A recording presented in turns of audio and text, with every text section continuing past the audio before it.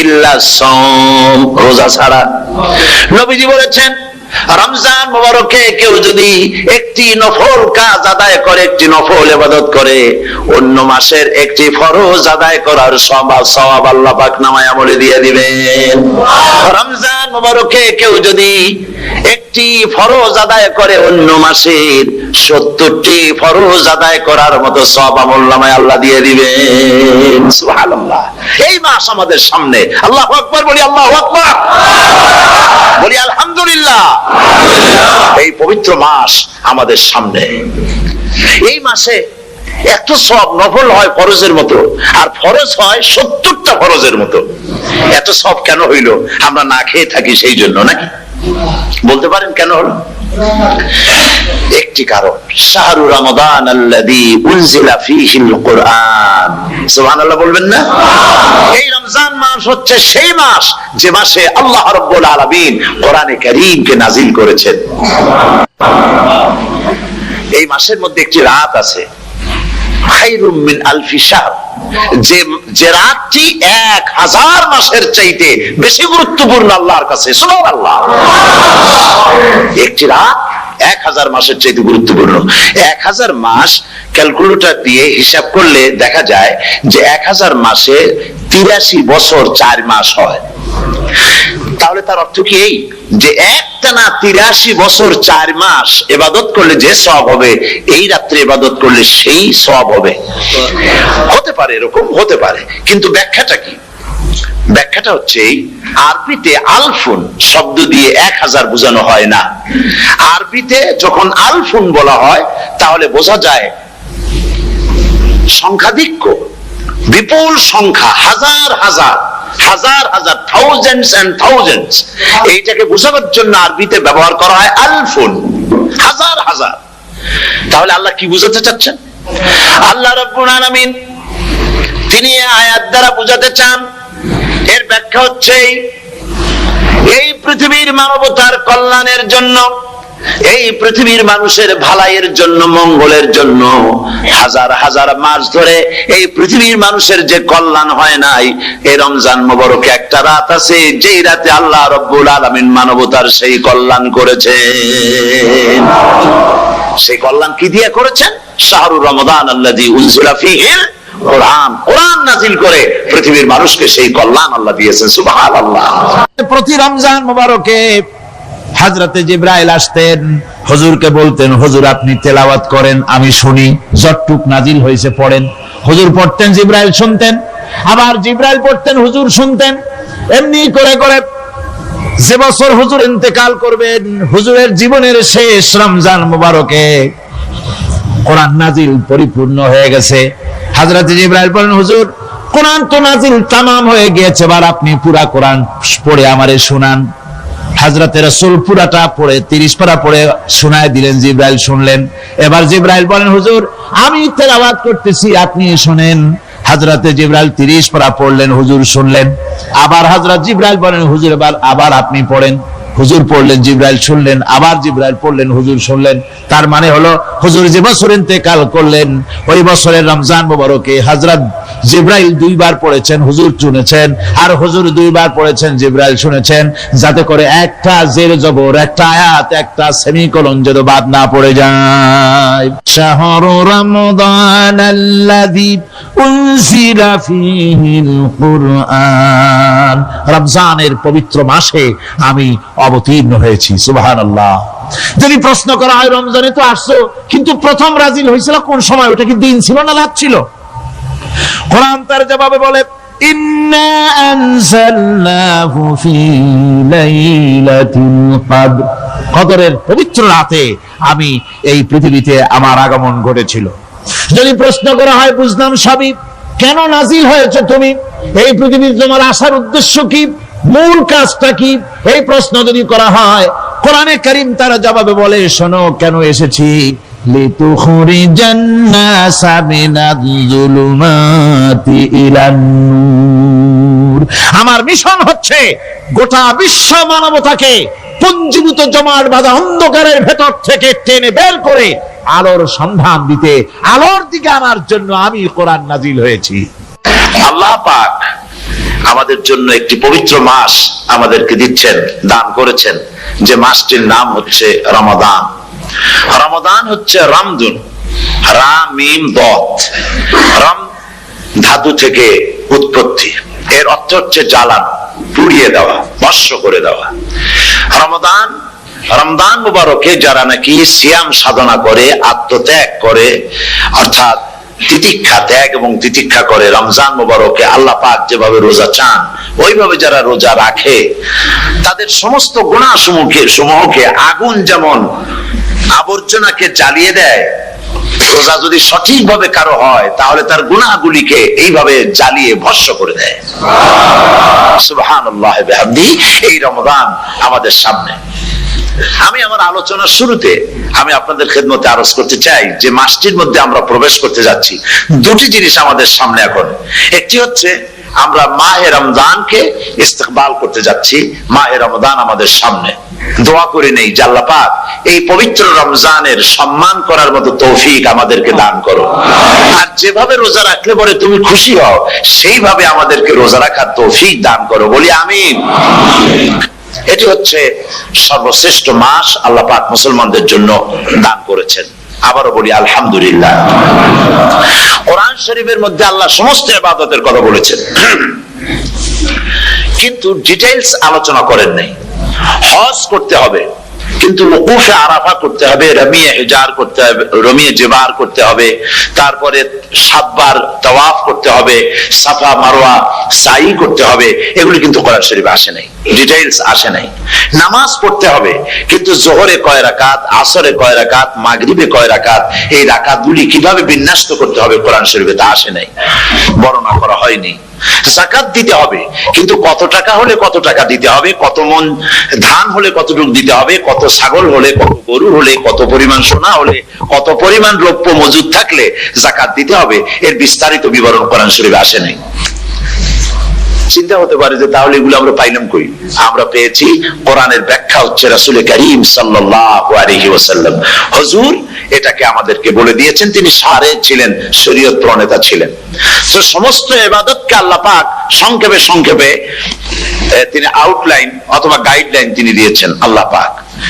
রমজান মুবারক হচ্ছে একমাত্র ইবাদত যে রমজান সম্পর্কে আল্লাহ পাক ডিটেইলস পূর্ণ একটি রুকু আল্লাহ পাক আলোচনা করেছেন। সুবহানাল্লাহ।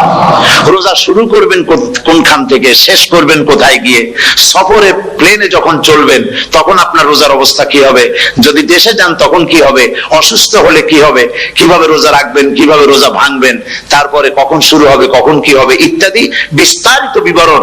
রোজার মতো করে এত অন্য কোন ইবাদতের ব্যাপারে আল্লাহ এতটা বলেন নাই যতটা বলেছেন রোজার ব্যাপারে। তাহলে নিশ্চয়ই বুঝতে পারছেন রোজাটা অত্যন্ত গুরুত্বপূর্ণ ইবাদত। সবটাই গুরুত্বপূর্ণ, কিন্তু রোজাটা আল্লাহর কাছে বেশি গুরুত্বপূর্ণ। সুবহানাল্লাহ। আচ্ছা, বেশি গুরুত্বপূর্ণ কেন সে কথা কি বলবো?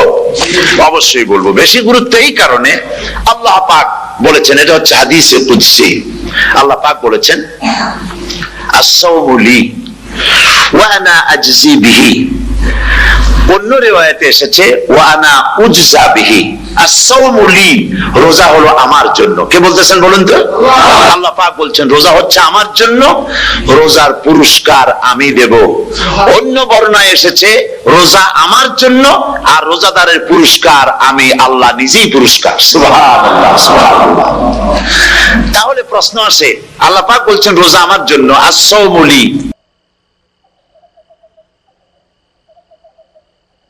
আল্লাহ পাক বলে বান্দা যখন আমাকে ডাকে আমি বান্দার একদম নিকটে, তার ঘাড়ের চাইতেও নিকটে। ওয়া নাহানু আকরাবু ইলাইহি মিন হাবলিল ওয়ারিদ। আমি আমার বান্দার সারা যে রগের উপরে তার মাথা, এর থেকেও আমি আমার বান্দার বেশি নিকটে। সুবহানাল্লাহ পড়ে। আমি তোমার কাছে, আমার কাছে মাপ চাও, যত বড় গুনাহ হোক। ওয়া ক্বালা রাব্বুকুম উদউনি আস্তাজিব লাকুম। তোমার প্রভু তোমাকে ডেকে বলেছে আমাকে ডাকো, আমি মাফ করে দেবো। সুবহানাল্লাহ। কত বড় কথা, আমাকে ডাকো, নিরাশ হয়েও না, হতাশ হয়েও না। আল্লাহর গজব বেশি না রহমত বেশি? আল্লাহর রহমত বেশি। হাদিসে কুদসির ভিতরে এসেছে, আল্লাহ পাক বলেছেন কোন বান্দা যদি আমার দিকে 1 বিঘত অগ্রসর হয়, আমার রহমত তার দিকে এক হাত এগিয়ে যায়। কোন বান্দা যদি আমার দিকে হেঁটে আসে, আমার রহমত তার দিকে দৌড়ে যায়।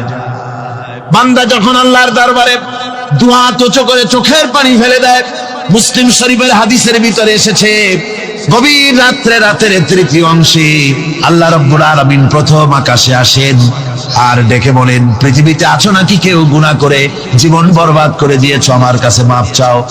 ঋণগ্রস্ত আছো, অসুস্থ আছো, অপমানিত আছো, কে আছো মাজলুম, আমাকে ডাকো, আমার কাছে বলো, আমি ডাকের সাড়া দেব, জীবনের আশা পূরণ করে দেব। ওই সময় যেই সমস্ত লোকেরা কাঁদে তাহাজ্জুদের নামাজ পড়ে, আল্লাহ জিজ্ঞেস করেন ফেরেশতারা, অমুক অমুক দেশ অমুক অমুক বান্দারা কাঁদে কেন? ফেরেশতারা বলে, রব্বুল আলামিন তুমি তো ভালো করে জানো। আল্লাহ বলেন, জানি, তবুও তোমাদের মুখে শুনতে চাই। তারা বলে, রব্বুল আলামিন তোমার এই বান্দা গুনাহ করেছি, গুনার জন্য মাফ চায়, জাহান্নাম থেকে বাঁচতে চায়। আল্লাহ পাক বলেন, ফেরেশতারা আমার এই বান্দারা আমারে দেখেছে নাকি? বলে দেখে নাই। বলে আমার দোজখ দেখেছে নাকি? বলে না, তাও দেখে নাই। আমার বেহেশত দেখেছে নাকি? বলে না, তাও দেখে নাই। আল্লাহ পাক বলেন, ফেরেশতারা সাক্ষী থাকো, ওরা আমাকে দেখে নাই, আমার বেহেশত দোজখ কিছুই দেখে নাই, শুধুমাত্র আমার নবীর কথা, আমার কোরআনের কথা বিশ্বাস করে আরামের ঘুমকে হারাম করে যেভাবে তারা কাঁদতেছে, সাক্ষী থেকে যাও ফেরেশতারা, আমার রহমতের দরিয়ায় জোশ মেরেছে, আমার ওই ক্রন্দনরত বান্দাগুলিকে আমি আল্লাহ মাফ করে দিলাম। সুতরাং মুমিন বান্দা যারা, আল্লাহর মুমিন বান্দা যারা, এই ইমানের কোয়ালিটি, এটাও হতাশায় নিরাশায় ভেঙে পড়বে না। গুনাহ তো মানুষই করে, গুনাহ হয়ে গেছে, মাপ চাও। তোমার গুনাহ কদ্দুর? তোমার গুনাহ যদি হয় পাহাড় সমান, আল্লাহর রহমত আকাশ সমান। জাহান্নামের কঠিন শাস্তি থেকে বাঁচতে হলে আল্লাহর প্রতি ঈমান আনতে হবে। আর ঈমান আনলে যে কোয়ালিটি গুলি হওয়া উচিত, সেগুলি আমি আপনাদের সামনে আলোচনা করছি। এরপর আরেকটি কোয়ালিটি হবে মুমিনের, তা হলো কঠোর কঠিন বিপদে অবিচল থাকবে, বিপদে ভেঙে পড়বে না। বিপদ আপদ, শত্রুতা, ক্ষয় ক্ষতি যা কিছু হয় সবই আল্লাহর পক্ষ থেকে, এটা মেনে নিতে হবে এবং ধৈর্য ধারণ করতে হবে। বিপদ মুসিবত শুধু উম্মতের জন্য নয়, দুনিয়ার সমস্ত নবীদের বিপদ এসেছে, হয় নাই? নবীদের বিপদ আসে নাই? কোরআনে কারীম থেকে শুনুন, আল্লাহ রাব্বুল আলামিন বলেন, وَكَذَلِكَ جَعَلْنَا لِكُلِّ نَبِيٍّ عَدُوًّا مِنَ الْمُجْرِمِينَ। আল্লাহ পাক বলেন, এমনি করে আমি সকল নবীদের শত্রু বানিয়ে দিয়েছি, সব পাপিষ্ঠ আর অপরাধ প্রবণ লোকদেরকে। প্রত্যেক যুগে নবীদের শত্রু ছিল, প্রত্যেক যুগে নবীদের কি ছিল? শত্রু ছিল। সে শত্রু কারা ছিল? আল্লাহ পাক বলছেন, নবীদের শত্রু ছিল পাপিষ্ঠ আর অপরাধ প্রবণ লোক, এরাই ছিল নবীদের দুশমন। রাসূলগণের অবস্থা যদি এই হয়, তাহলে তার উম্মত, ওই দিনের ধারক বাহক যারা, তাদের বুঝি বিপদ আপদ হবে না নাকি? হবে কিনা? তো ইসলামের বিরোধিতা যারা করে, কোরআনের পরিভাষায় বলা হয়েছে ইসলামের দুশমন, নবীদের দুশমন। দুনিয়ার সব পাপিষ্ঠ আর অপরাধ প্রবণ লোকেরাই ইসলামের দুশমন হয়, নবীদের দুশমন হয়। আজও দেখেন, আজও তাকিয়ে দেখেন, ইসলামী আন্দোলনের বিরোধিতা যারা করে, তারা পাপিষ্ঠ চরিত্রের কিনা তাকায় দেখেন, খুঁজে দেখেন, সর্বত্র খুঁজে দেখুন, খুঁজে দেখুন। যারা ইসলামী আন্দোলনের বিরোধিতা করে, যারা ইসলামকে মিটিয়ে দেওয়ার চেষ্টা করতেছে, যারা ইসলামকে মৌলবাদ বলে, ইসলামকে সাম্প্রদায়িক বলে, কোরআনে কারীমের কথা কত স্পষ্ট যে নবীদের দুশমন হয়, ইসলামের দুশমন হয় মুজরিম লোকেরা, অপরাধ প্রবণ আর পাপিষ্ঠ লোকেরা। আজও আমরা দেখতে পাই এই শ্রেণীর লোকেরা পাপিষ্ঠ এবং সবচাইতে সমাজের নিকৃষ্ট ধরনের চরিত্রহীন লোক। নামাজ নাই। আপনি খুঁজে দেখেন, ইসলামী আন্দোলনের বিরোধিতা যারা করছে, যারা নেতৃত্ব দিচ্ছে, নামাজ নাই, রোজা নাই, চরিত্র নাই, হজ নাই, যাকাত নাই, মদ, জুয়া, জেনা, ব্যভিচার ইত্যাদিতে লিপ্ত। চেহারা দেখলে ছেলেপেলেরা 2 গ্লাস পানি খায় ভরস ওঠে। কথা ঠিক কিনা কয়? এই হলো অবস্থা। মারে কেন? মুমিনদেরকে, পয়গম্বরদেরকে, সাহাবীদেরকে এবং ঈমানদারদেরকে মারে কেন? তার কারণ হচ্ছে আল্লাহ রাব্বুল আলামিন বলেছেন, ওয়া মা নাকামু মিনহুম ইল্লা আইয়ুমিনু বিল্লাহিল আজিজিল হামিদ। কাফিররা ঈমানদার লোকদেরকে অন্য কোন অপরাধী নির্যাতন চালায় না, নির্যাতন চালায় শুধু এই কারণে যেহেতু মুমিন লোকেরা পরাক্রমশালী, আল্লাহ রাব্বুল আলামিনের দ্বীনকে কায়েম করতে চায়, তার উপরে ঈমান এনেছে, এই কারণেই তারা মারে। ঠিক কিনা কর? যুগে যুগে নবীদের উপরে, সাহাবীদের উপরে যে অত্যাচার হয়েছে, সে অত্যাচার এই কারণেই হয়েছে, অন্য কোনো কারণে নয়। এই কঠিন বিপদে অবিচলতা এবং ধৈর্যের দৃষ্টান্ত নবীগণ পেশ করেছেন পৃথিবীর বুকে। আমরা দেখেছি ইব্রাহিম আলাইহিস সালামকে আগুনে ফালানো হয়েছে, আছে না কোরআন শরীফে? আমি কিন্তু গল্প করতেছি না, সব কোরআনের কথা। কিসের কথা? ইব্রাহিম আলাইহিস সালামকে আগুনে ফালানো হচ্ছে। অপরাধ কি? অপরাধ হচ্ছে হযরত ইব্রাহিম আলাইহিস সালাম দাওয়াত দিয়েছেন লা ইলাহা ইল্লাল্লাহ। জোরে পড়েন লা ইলাহা ইল্লাল্লাহ, লা ইলাহা লা ইলাহা ইল্লাল্লাহ মুহাম্মাদুর রাসূলুল্লাহ। হযরত ইব্রাহিম আলাইহিস সালাম দ্বীনের দাওয়াত দিয়েছেন, এক আল্লাহর দাওয়াত দিয়েছেন, ঈমানের দাওয়াত দিয়েছেন। আর কোন অপরাধ ছিল না। নমরুদ সহ্য করতে পারল না। কোরআনে কারীমের মধ্যে সব কথাগুলি আল্লাহ পাক এই জন্য বিধৃত করেছেন, এই জন্য কোরআনে কারীমের মধ্যে সব কথা উঠায় দিয়েছেন, যাতে করে মুমিনেরা বিপদ আসলে পরে যেন ঘাবড়ে না যায়। ইব্রাহিম আলাইহিস সালামকে আগুনে ফালানো হচ্ছে।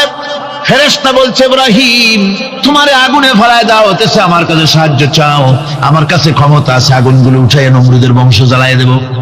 হযরত ইব্রাহিম ফেরেশতার কাছে সাহায্য চাইছিলেন নাকি? তিনি বললেন, ফেরেশতা তোমার কাছে সাহায্য কেন চাইব? আমি তো এমন কোন অন্ধ আল্লাহর ইবাদত করি না যেই অন্ধ স্রষ্টা তার গোলামের দুঃখ দুর্দশা না দেখেন। আমি তোমার কাছে সাহায্য চাইব না। হযরত ইব্রাহিম আলাইহিস সালাম পাশ করলেন। কি বলেন, পাশ করছেন না? ঈমানের পরীক্ষায় পাশ। আগুনের মধ্যে হযরত ইব্রাহিমকে যখন ফেলানো হচ্ছে, রব্বুল আলামিন আগুনের প্রতি নোটিশ করে দিলেন, ইয়া নারু কুনি বারদাও ওয়া সালামান আলা ইব্রাহিম। আগুন আমার ইব্রাহিমের জন্য শান্তিদায়ক, ঠান্ডা হয়ে যা। এখন কি আর আগুনের বাপের ক্ষমতা আছে ইব্রাহিমকে পোড়ানো? আর ক্ষমতা নাই। আমার বন্ধুগণ, ইব্রাহিম আগুনের ভিতরে আরামে বসা আছেন, আর ওদিকে নমরুদ বসে বসে দেখতেছে দূর থেকে। ইব্রাহিম তো জ্বলে না, গায়ের মধ্যে আগুন জ্বলে গেল। ডাক দিয়া কয়, আগুন তোর হলো কি? কেন জ্বালাইতে পারিস না আমার দুশমন রে? হলোটা কি তোর? তোর কি জ্বালানো শক্তি বন্ধ হয়ে গেল নাকি? আগুনের ভিতর থেকে জবাব এলো, নমরুদ রে, আমার ভিতরে জ্বালানো শক্তি আছে কি নাই যদি প্রমাণ করতে চাও, টেস্ট করতে চাও, তুই নিজে আয়, তোরে শুদ্ধ তামাম দুনিয়া জ্বালাই দিতে পারি, ইব্রাহিমের এক গাছা পশমও জ্বালাইতে পারি না। তার কারণ হচ্ছে আমি হচ্ছি মাখলুক, আল্লাহ হচ্ছেন খালিক। আল্লাহ আমাকে বলেছেন না জ্বালাতে, তুমি 1000 বার বললেও আমি ইব্রাহিমকে জ্বালাইতে পারবো না। কোরআনে কারীমে ঘটনা বলে মুমিনদেরকে সাহস দেওয়া হচ্ছে, মুমিনেরা দ্বীনের কাজ করতে গিয়ে বিপদ আবাজ আসবে, ঈমানের দাবি হলো বিপদ আসবে, আর বিপদ আসলে ঘাবড়ায় যেও না, মুসিবতে পড়ে চিন্তায় পেরেশানে হয়রান হয়ে যেও না। বিশ্বকবি আল্লামা ইকবাল কি সুন্দর করে বলেছেন, আজ ভি হোক জু ইব্রাহিম কা ইমা पैदा आग कर सकती है एक अंदाज गुलिस्तां पैदा। ইব্রাহিমের ঈমান যদি আজিও কোথাও হয় বিদ্যমান, করতে পারেন অগ্নিকুণ্ডে খুবসুরত এক গুলিস্তান। আজও যদি আগুনের ভিতরে কোন নমরুদ কোন ইব্রাহিমকে যদি ফেলে দেয়, আল্লাহ রাব্বুল আলামিন আজও আগুনকে ফুলের বাগান বানায়া দিবেন। সুবহানাল্লাহ। ভয় পাওয়ার কারণ নাই, চিন্তা করার কোনো কারণ নাই। আমার বন্ধুগণ, হযরতে হুদ আলাইহিস সালামকে যখন সমাজের লোকেরা, রাষ্ট্রের লোকেরা ঘিরে ফেলে দিল। সমাজ শক্তি, রাষ্ট্র শক্তি যখন তাকে ঘিরে ফেলে দিল, ষড়যন্ত্রের পাহাড় তুলে দিল, তারে মেরে ফেলে দিবে। হযরত হুদ দেশ থেকে তা পালায় গেলেন না, ভয় পেলেন না। হযরতে হুদ আলাইহিস সালাম বললেন, কোরআনে কারীমে হযরত হুদের কথা কোট করা হলো, ফাকিদুনি জামিআন সুম্মা লা তুনজিরুন। সম্মিলিতভাবে ষড়যন্ত্র করো আমার বিরুদ্ধে, সবাই মিলে ষড়যন্ত্র করো, সুম্মা লা তুনজিরুন, আর আমাকে এতটুকু অবকাশ তোমরা দিও না। ইন্নী তাওয়াক্কালতু আলাল্লাহি রাব্বি ওয়া রাব্বিকুম, আমি ভরসা করেছি সেই আল্লাহর উপরে যার কুদরতি হাতের ভেতরে, যিনি আমাদের রব তোমাদেরও রব, আর যার কুদরতি হাতের ভিতরে তামাম পৃথিবীর জানগুলি যার হাতে, সে আল্লাহর উপরে ভরসা করেছি। ষড়যন্ত্র যদ্দূর আছে করতে থাকো, আমি ষড়যন্ত্র পরোয়া করি না। সুবহানাল্লাহ। এটাই হলো মুমিনের কোয়ালিটি। শুধু ঈমান, লা ইলাহা ইল্লাল্লাহু মুহাম্মাদুর রাসূলুল্লাহ, গরুর গোশত খাই, আর রবিউল মাস আসতে পরে ইয়া নবী সালাম আলাইকা, ইয়া রাসূল সালাম আলাইকা, তারপরে গরম গরম জিলাপি আর রসগোল্লা খাইলাম খুব বেশি করিয়া, এর নাম মুমিন নয়। মুমিন হচ্ছে তার চলায় ফেরায়, ওঠায় বসায় সাহসিকতার এক আন্দাজ তৈরি হবে সে। আমার ভাইয়েরা, বিপদে অবিচলতা আমাদেরকে পয়গম্বরেরা শিক্ষা দান করেছেন। আমরা দেখতে পেয়েছি বিশ্বনবী জনাবে মুহাম্মাদুর রাসূলুল্লাহ সাল্লাল্লাহু আলাইহি ওয়াসাল্লাম হিজরতের রাত, কাফেররা চতুর্দিকে দাঁড়ানো। হযরত জিবরাইল এসে বলেন, ইয়া রাসূলুল্লাহ, হে কাফেররা চতুর্দিকে ঘিরে দাঁড়িয়েছে, গভীর রাত, এখন হাতে তাদের তরবারি, সকাল হলে পরেই তারা আপনাকে মেরে ফেলে দেবে, তাড়াতাড়ি ওঠেন, মদিনার দিকে চলে যান। আল্লাহ নবী ঘুমের থেকে জেগে হযরত আলীকে ডেকে বলেন, আলী, আল্লাহ অর্ডার করেছেন, আমি মদিনায় চললাম, আমার বিছানার পরে আমার চাদর গায়ে দিয়ে শুয়ে থাকো।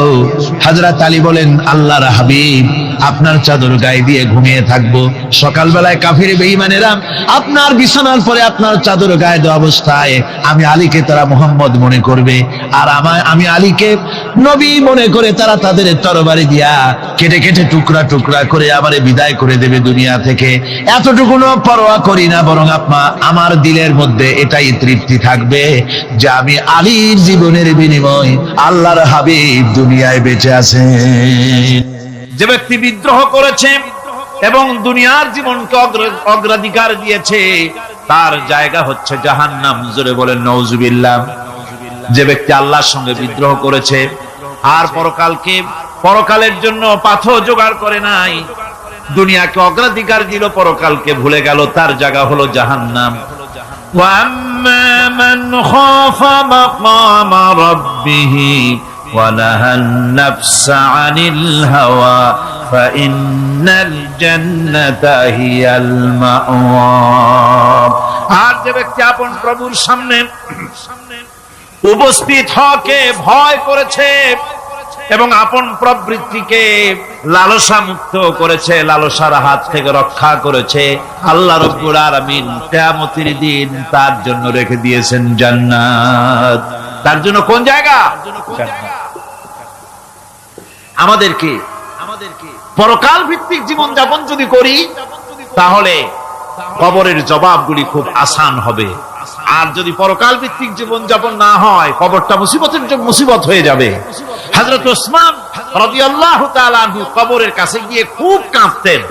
সাহাবায়ে কেরাম প্রশ্ন করেছেন, হুজুর, রাসূল করিম সাল্লাল্লাহু আলাইহি ওয়াসাল্লাম যখন জান্নাত ও জাহান্নামের ওয়াজ করেন, কখনো তো এত বেশি আপনি কাঁদেন না, যত বেশি কাঁদেন কবরের কাছে এসে, কারণ কি? হযরত ওসমান রাদিয়াল্লাহু তাআলা আনহু বলতেন, আমার সাথীরা, আমি আমার হাবিবের কাছে, আল্লাহ রাব্বুল আলামিনের রাসূলের কাছে আমি শুনেছি, এই কবরটাই হলো প্রথম স্টেশন, এই কবরটাই হলো প্রথম ইমিগ্রেশন কাউন্টার। এই জায়গায় যদি কেউ ধরা পড়ে যায়, কারো যদি চার্জশিট হয়ে যায়, সব জায়গায় ধরা পড়ে যাবে, হাসরে মিজানে সিরাতে কোনো জায়গায় নাজাত পাবে না।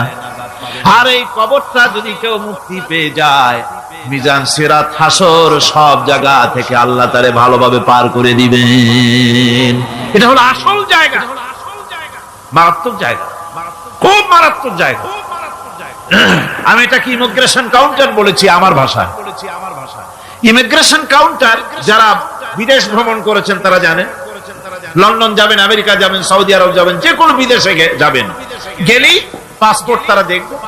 পাসপোর্টে আপনার ন্যাশনালিটি কোনটা সেটাই তারা জানতে চাইবে। আপনি কোন দল করেন এটা তারা জানতে চাইবে না। আপনি কোন ভাষায় কথা বলেন তাও তাদের জানার দরকার নেই। প্রথমেই তারা আপনার ন্যাশনালিটি দেখবে, আপনার আইডেন্টিটি কি তারা জানতে চাইবে। তারপরে যদি স্যাটিসফ্যাক্টরি হয় আপনাকে ভিসা দিয়ে ভেতরে ঢোকবার ব্যবস্থা করে দেবে। আর যদি তারা স্যাটিসফাইড না হয় তাহলে আপনাকে মেহমানখানায় ঢুকানো হবে গ্রেফতার করে। কবর হচ্ছে এ ধরনের একটি ইমিগ্রেশন কাউন্টার। কবরের ভিতরে মানুষ যখনই রাখা হবে সঙ্গে সঙ্গে দুজন ফেরেশতা আসবে। কবরের কাছে যারা এসেছিল দাফন হয়ে যাওয়ার পর এই লোকগুলি 40 কদম যেতে যতক্ষণ লাগে এর মধ্যেই দুজন ফেরেশতা এসে যাবে, এসে জিজ্ঞেস করবে মান রব্বুকা, তুমি কোন দল করতে, ওটা তাদের জানার দরকার নেই। চাকরি কিসে করতেন ওটা জানার দরকার নেই। ব্যবসা করতেন না চাকরি করতেন প্রয়োজন নেই। প্রথমেই জিজ্ঞাসা করা হবে ন্যাশনালিটি, প্রথমেই জিজ্ঞাসা করা হবে তার ন্যাশনালিটি সম্পর্কে, তার আইডেন্টিটিটা কি, এবং সেটাকে সত্যায়িত করার জন্য বোঝার জন্য 3টি প্রশ্ন। প্রথম প্রশ্ন মান রব্বুকা ওয়া মা দীনুকা ওয়া মান নাবিয়্যুকা, তোমার রব কে, তোমার দ্বীন কি, তোমার নবী কে। যদি এই ব্যক্তি বেঈমান হয়, মুনাফিক হয়, সে বলবে হায় হাতা লা আদরি, হায় হাতা লা আদরি, জানি না আমার রবকে, আমি জানি না। তোমার দিন কি, দিন কারে কয় বুঝি না। এরপরে আল্লাহর নবী জনাবে মুহাম্মদ রাসূলুল্লাহ সাল্লাল্লাহু আলাইহি ওয়াসাল্লাম কে দেখানো হবে, বলা হবে মা কুনতা তাকুলু ফি হাদার রাজুল, এই ব্যক্তি সম্পর্কে তোমার ধারণা কি নিকে, বলবে আমি চিনি না। নাউযুবিল্লাহ। বাস এরপরে তার যা হবার তাই শুরু হয়ে যাবে। আর যদি বান্দাটা মুমিন হয়, প্রশ্ন করা হবে মান রব্বুকা, জবাব দেবে রব্বি আল্লাহ, আমার রব আল্লাহ রাব্বুল আলামিন। ওয়া মা দীনুকা, দীনুনা ইসলাম, আমার দিন হচ্ছে ইসলাম। এরপরে আল্লাহর নবীকে দেখানো হবে। কয়েক রকমের বর্ণনা আছে, কোন বর্ণনায় আছে হুজুরের আকারে দেখানো হবে অথবা রাসূলকে সরাসরি দেখানো হবে। বলা হবে মা কুনতা তাকুলু ফি হাদার রাজুল, এই লোকটি সম্পর্কে ধারণা কি। মুমিন ব্যক্তি বলবে হাদা নবিয়ুনা মুহাম্মাদুর রাসূলুল্লাহ সাল্লাল্লাহু আলাইহি ওয়াসাল্লাম, ইনি আমার তো সেই নবী মুহাম্মাদুর রাসূলুল্লাহ সাল্লাল্লাহু আলাইহি ওয়াসাল্লাম। আমরা যেন এই রকমের জবাব দিতে পারি, আল্লাহ কবুল করো।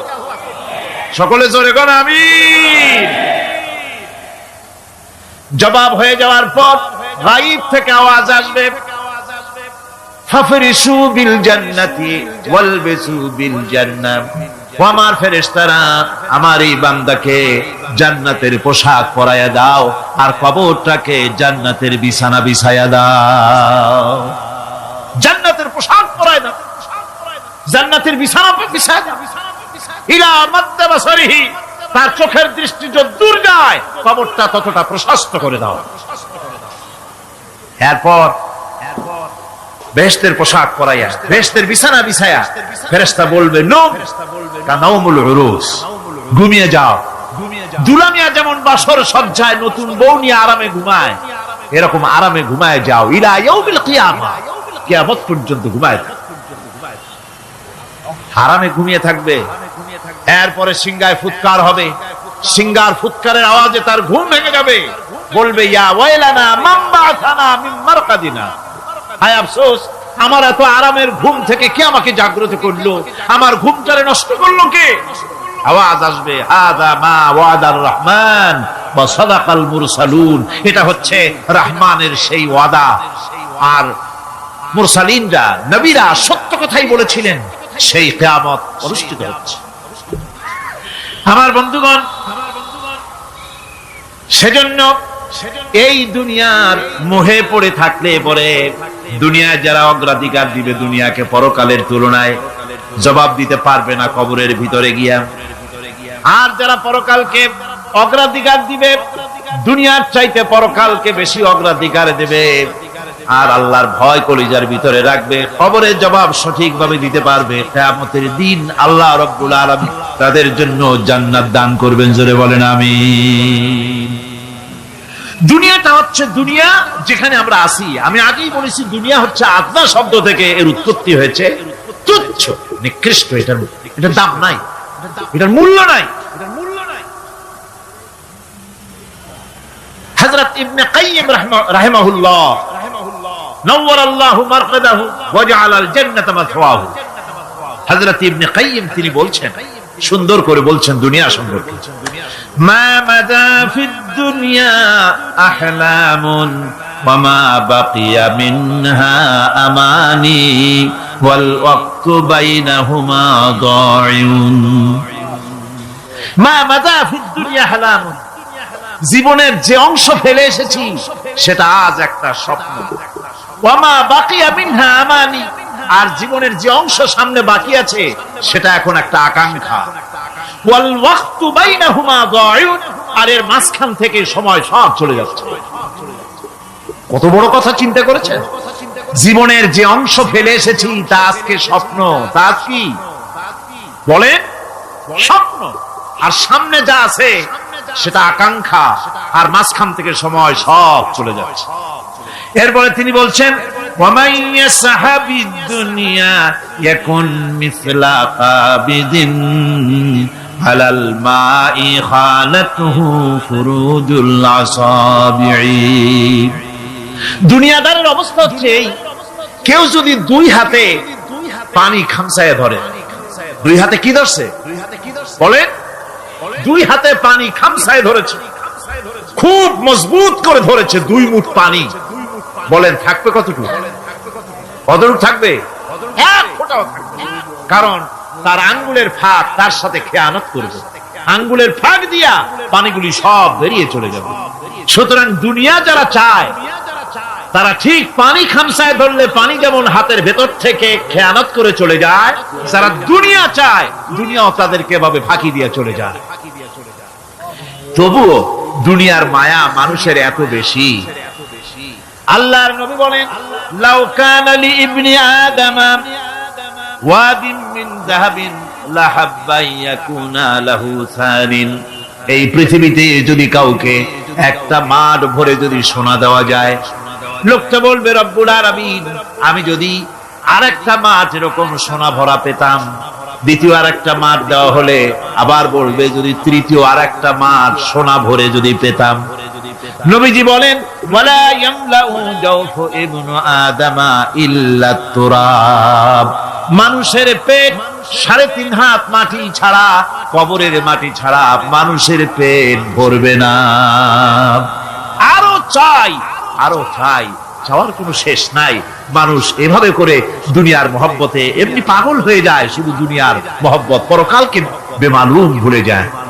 আমি কিন্তু এই কথা বুঝাতে চাই নাই যে পরকালের মহব্বতে, পরকালের ভয়তে বা পরকালের জন্য দুনিয়া আপনি বাজার ঘাট, বেচা কিনা, ব্যবসা বাণিজ্য সবকিছু ভুলে যান না, তা নয়। ভুল বোঝার কোনো কারণ নাই।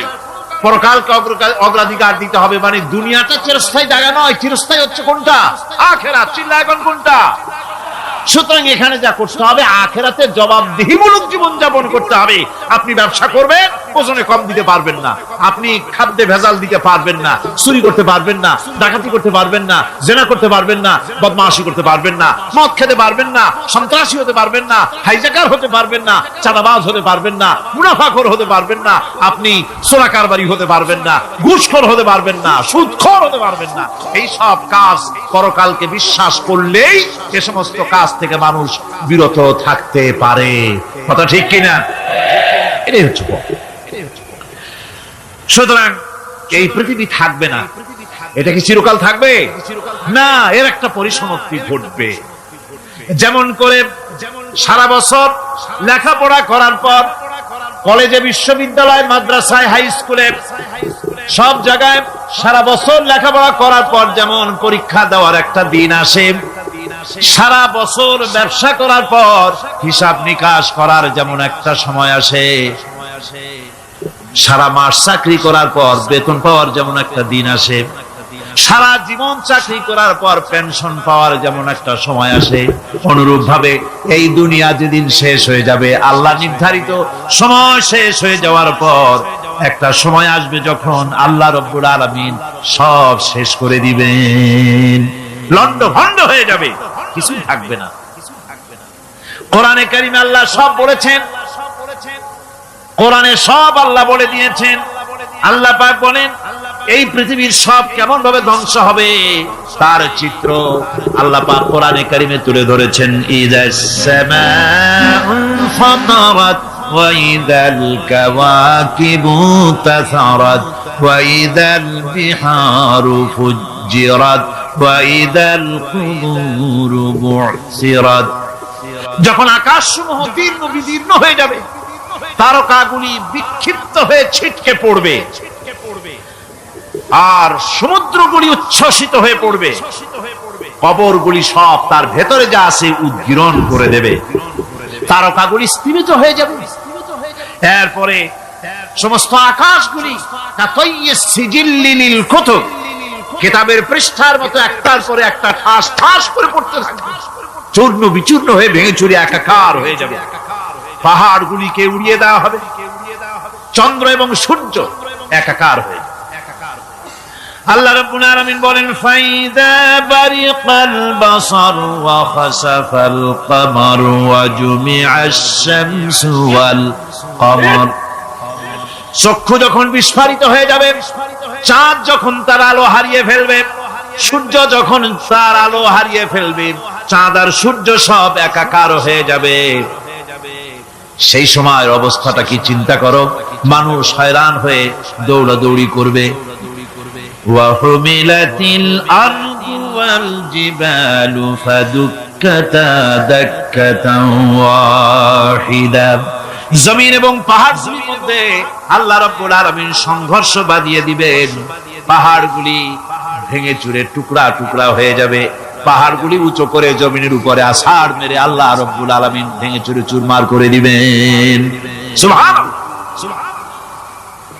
ওয়া তাকুনুল জিবালু কালইনিল মানফুশ।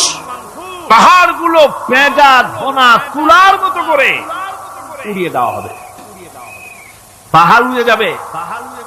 সুবহানাল্লাহ পড়ো। পাহাড় পাথরের তৈরি করা পাহাড়, এই পাহাড়গুলি তুলার মতো হয়ে উড়বে কিভাবে? আমি এই দৃশ্য নিজের চোখে কিছুটা হলেও দেখছি। আজ থেকে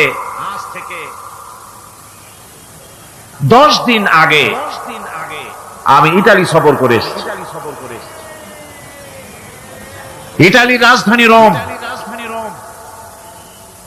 রোম প্রাচীন সভ্যতার লালন ভূমি।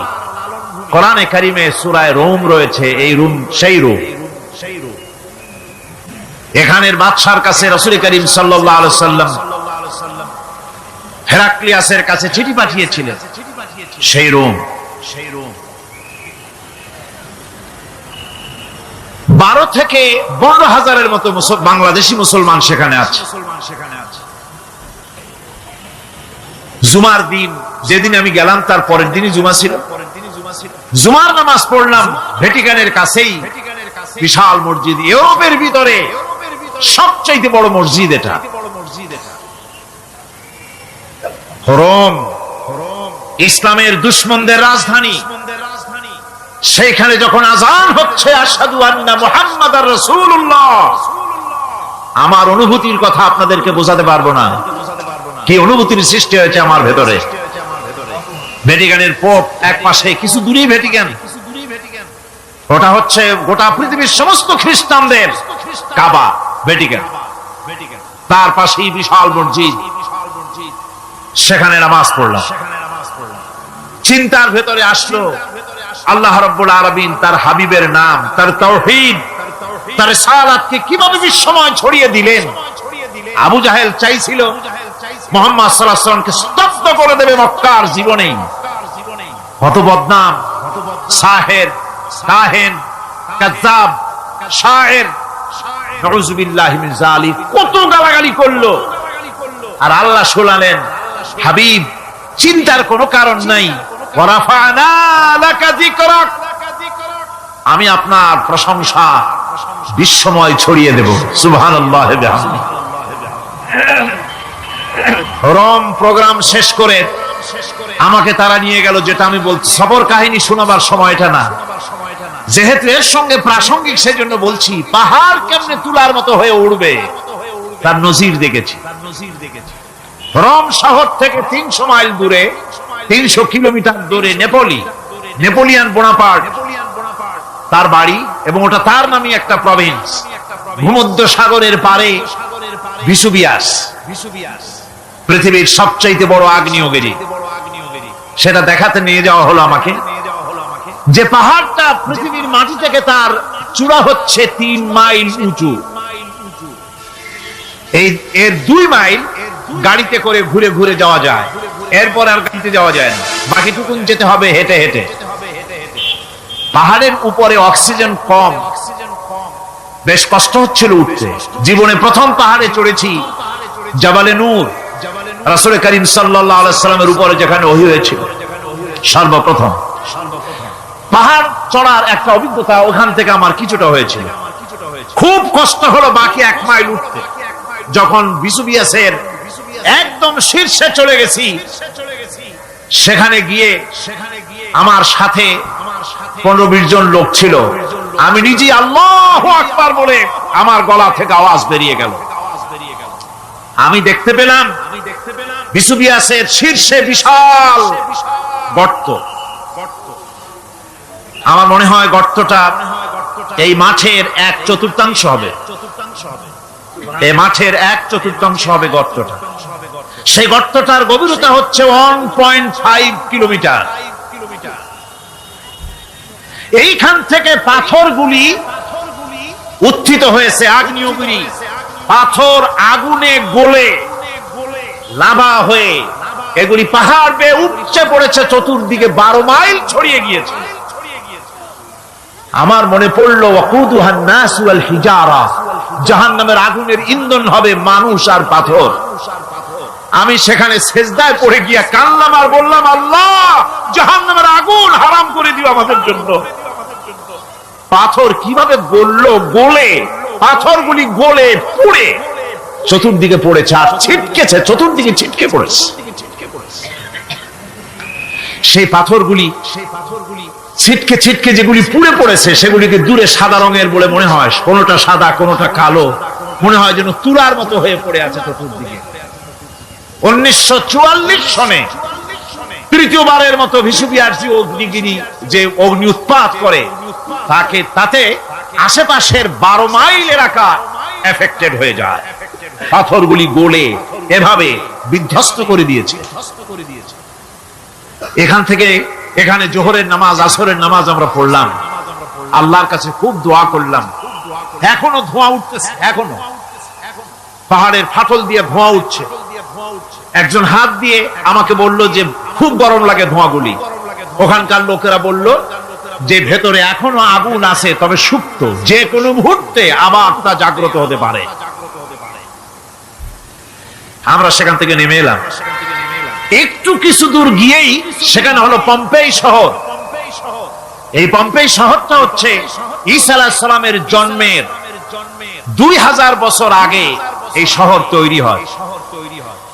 ঈসা আলাইহিস সালামের জন্মের 179 বছর পর ভূমিকম্প হয়। সেই ভূমিকম্পে গোটা পম্পেই শহরটা পৃথিবীর মানুষের চোখের আড়াল হয়ে যায়, ধ্বংস হয়ে যায়, মাটির তলায় গরক হয়ে যায়।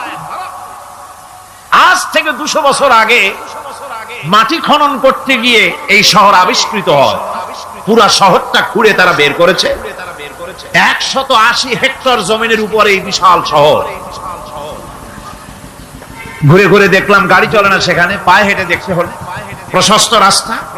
আজ থেকে 4000 বছর আগের মানুষেরা রাস্তা বানাতে জানতো পাথর দিয়ে, এবং রাস্তার দুধারে তাদের ছিল ফুটপাথ, পানির ব্যবস্থা, নগরায়নের সব রকমের সুযোগ সুবিধা। তারপরে সেখানে বিচারালয়, এরপরে দোকানপাট, বাজার ঘাট, সবকিছুর ব্যবস্থা রয়েছে। বিশাল বিশাল পাথরগুলি দিয়ে পিলার তৈরি করা। ভাবলাম এই পিলারগুলি, এই পাথরগুলি তারা কিভাবে ক্রেন ছাড়া এত উপরে উঠালো কি করে, আমার মাথায় আসলো না। পাথর কেটে কেটে সুন্দর সুন্দর অঙ্কন শিল্প তারা করেছে। এরপরে ঘুরতে ঘুরতে বাদশার রাজার বাড়িতে গিয়ে ঢুকলাম। সেখানে গিয়ে দেখলাম উলঙ্গ এত মূর্তি পাথরের তৈরি করা। পাথর কেটে কেটে দেওয়ালে যৌন মিলনের এমন কোন অশ্লীল ছবি নাই যা তারা সেখানে তৈরি করে না। উলঙ্গ মূর্তি আর উলঙ্গ যৌন মিলনের অসংখ্য ছবি দিয়ে এই এলাকা ভরা। তখন আমি বুঝলাম আল্লাহর গজব হওয়ার কারণটা কি, এই শহরটা মাটির নিচে হরক হয়ে যাওয়ার কারণটা কি। আল্লাহ পাক জেনা ব্যভিচার যে দেশে বেশি হয় আল্লাহ পাক বরদাস্ত করে। দুশ্চরিত্র যে দেশের মানুষ দুশ্চরিত্র হয়ে যায়, জেনা ব্যভিচার বেশি হতে থাকে, আল্লাহ হরক করে দেন, গজব দেন। এই গজব এক এক সময় এক এক রকমের হয়ে আসে। কখনো মাটির নিচে দাবায় দেয়, কখনো মহামারী, কোন দেশে কলেরা, কোন দেশে জলোচ্ছ্বাস, কোথাও ভূমিকম্প, আর সর্বশেষ এই জেনা ব্যভিচারের জন্য আল্লাহ পাকের চূড়ান্ত এই যৌনতার অশ্লীলতার জন্য চূড়ান্ত গজব বর্তমান বিশ্বের জন্য এইডস। আল্লাহ পাক এই গজব দিয়েছে। বন্ধুগণ, আমি সেই জায়গা, আমি সেখানে যা দেখলাম, যে আল্লাহ পাক পাহাড়গুলিকে কিভাবে উড়াবেন এটা অস্বীকার করার কোন উপায় নাই। বিশ্বাস তো করতামই, তবে হযরত ইব্রাহিম আলাইহিস সালাম যেমন বলেছিলেন, রব্বি আরিনি কাইফা তুহিল মাউতা, আয় আল্লাহ তুমি মরাকে চিন্তা করবা কেমনে। আল্লাহ পাক বলেন আওয়ালাম তুমিন, তুমি বিশ্বাস করো না? ইব্রাহিম আলাইহিস সালাম বললেন বালা, অবশ্যই বিশ্বাস করি, ওয়ালাকিন লিয়াতমাইন্না কলবি, যদি চোখে দেখতাম তাহলে আমার অন্তরাত্মা খুব ঠান্ডা হতো। আল্লাহ রাব্বুল আলামিন চোখে দেখায় দিলেন জিন্দা কেমনে মুর্দা হবে, মুর্দা কেমনে জিন্দা হবে, আল্লাহ দেখায় দিলেন। পাহাড় উড়ায় দিবেন আল্লাহ রাব্বুল আলামিন। একথা কলিজার মধ্যে তার উপর ঈমান বিশ্বাস, কিন্তু আল্লাহ চোখে দেখায়ছেন, ঈমান আরো মজবুত হয়েছে, যা ছিল আরো মজবুত হয়েছে। সুবহানাল্লাহ। আল্লাহর ভয়তে কলিজা কেঁপেছে। আমি পাহাড়ের উপরে কেঁদেছি, যার যার হয়ে কেঁদেছি। বন্ধুগণ, আল্লাহ সুবহানাহু ওয়া তাআলা এই জন্য বলেছেন কুল সিরু ফিল আরদ, আমার জমিন ঘোরো, ভালো করে দেখো, কাইফা কানা আকিবাতুল মুকাজ্জিবিন, মহা সত্যকে যারা অস্বীকার করেছে তাদের পরিণতি আমি কি করে দিয়েছি, এগুলি চোখে ভালো করে তাকায় দেখো। আমার বন্ধুগণ, সুতরাং এই পৃথিবীর অবসান হবে, এই পৃথিবী ধ্বংস হবে, এই পৃথিবী চূড়ান্ত ভাবে শেষ হয়ে যাবে। হ্যাঁ, আরেকটি কথা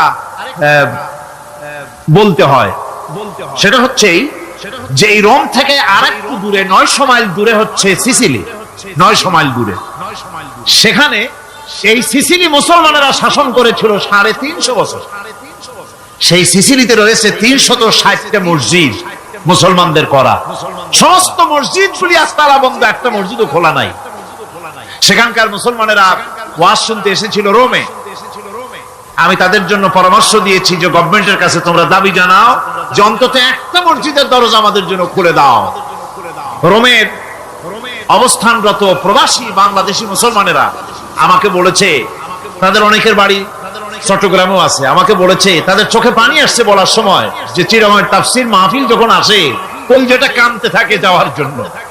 তো যাওয়া তো সম্ভব না এত দূর থেকে, আমাদের সালাম বলে দিবেন যত লোক আসবে, আর আমাদের জন্য দোয়া করতে বলবেন যেন এই রোমের ভিতরে আমরা ইসলামের আদর্শের ভিত্তিতে আমরা যেন চলতে পারি। আপনারা দোয়া করুন তাদের জন্য।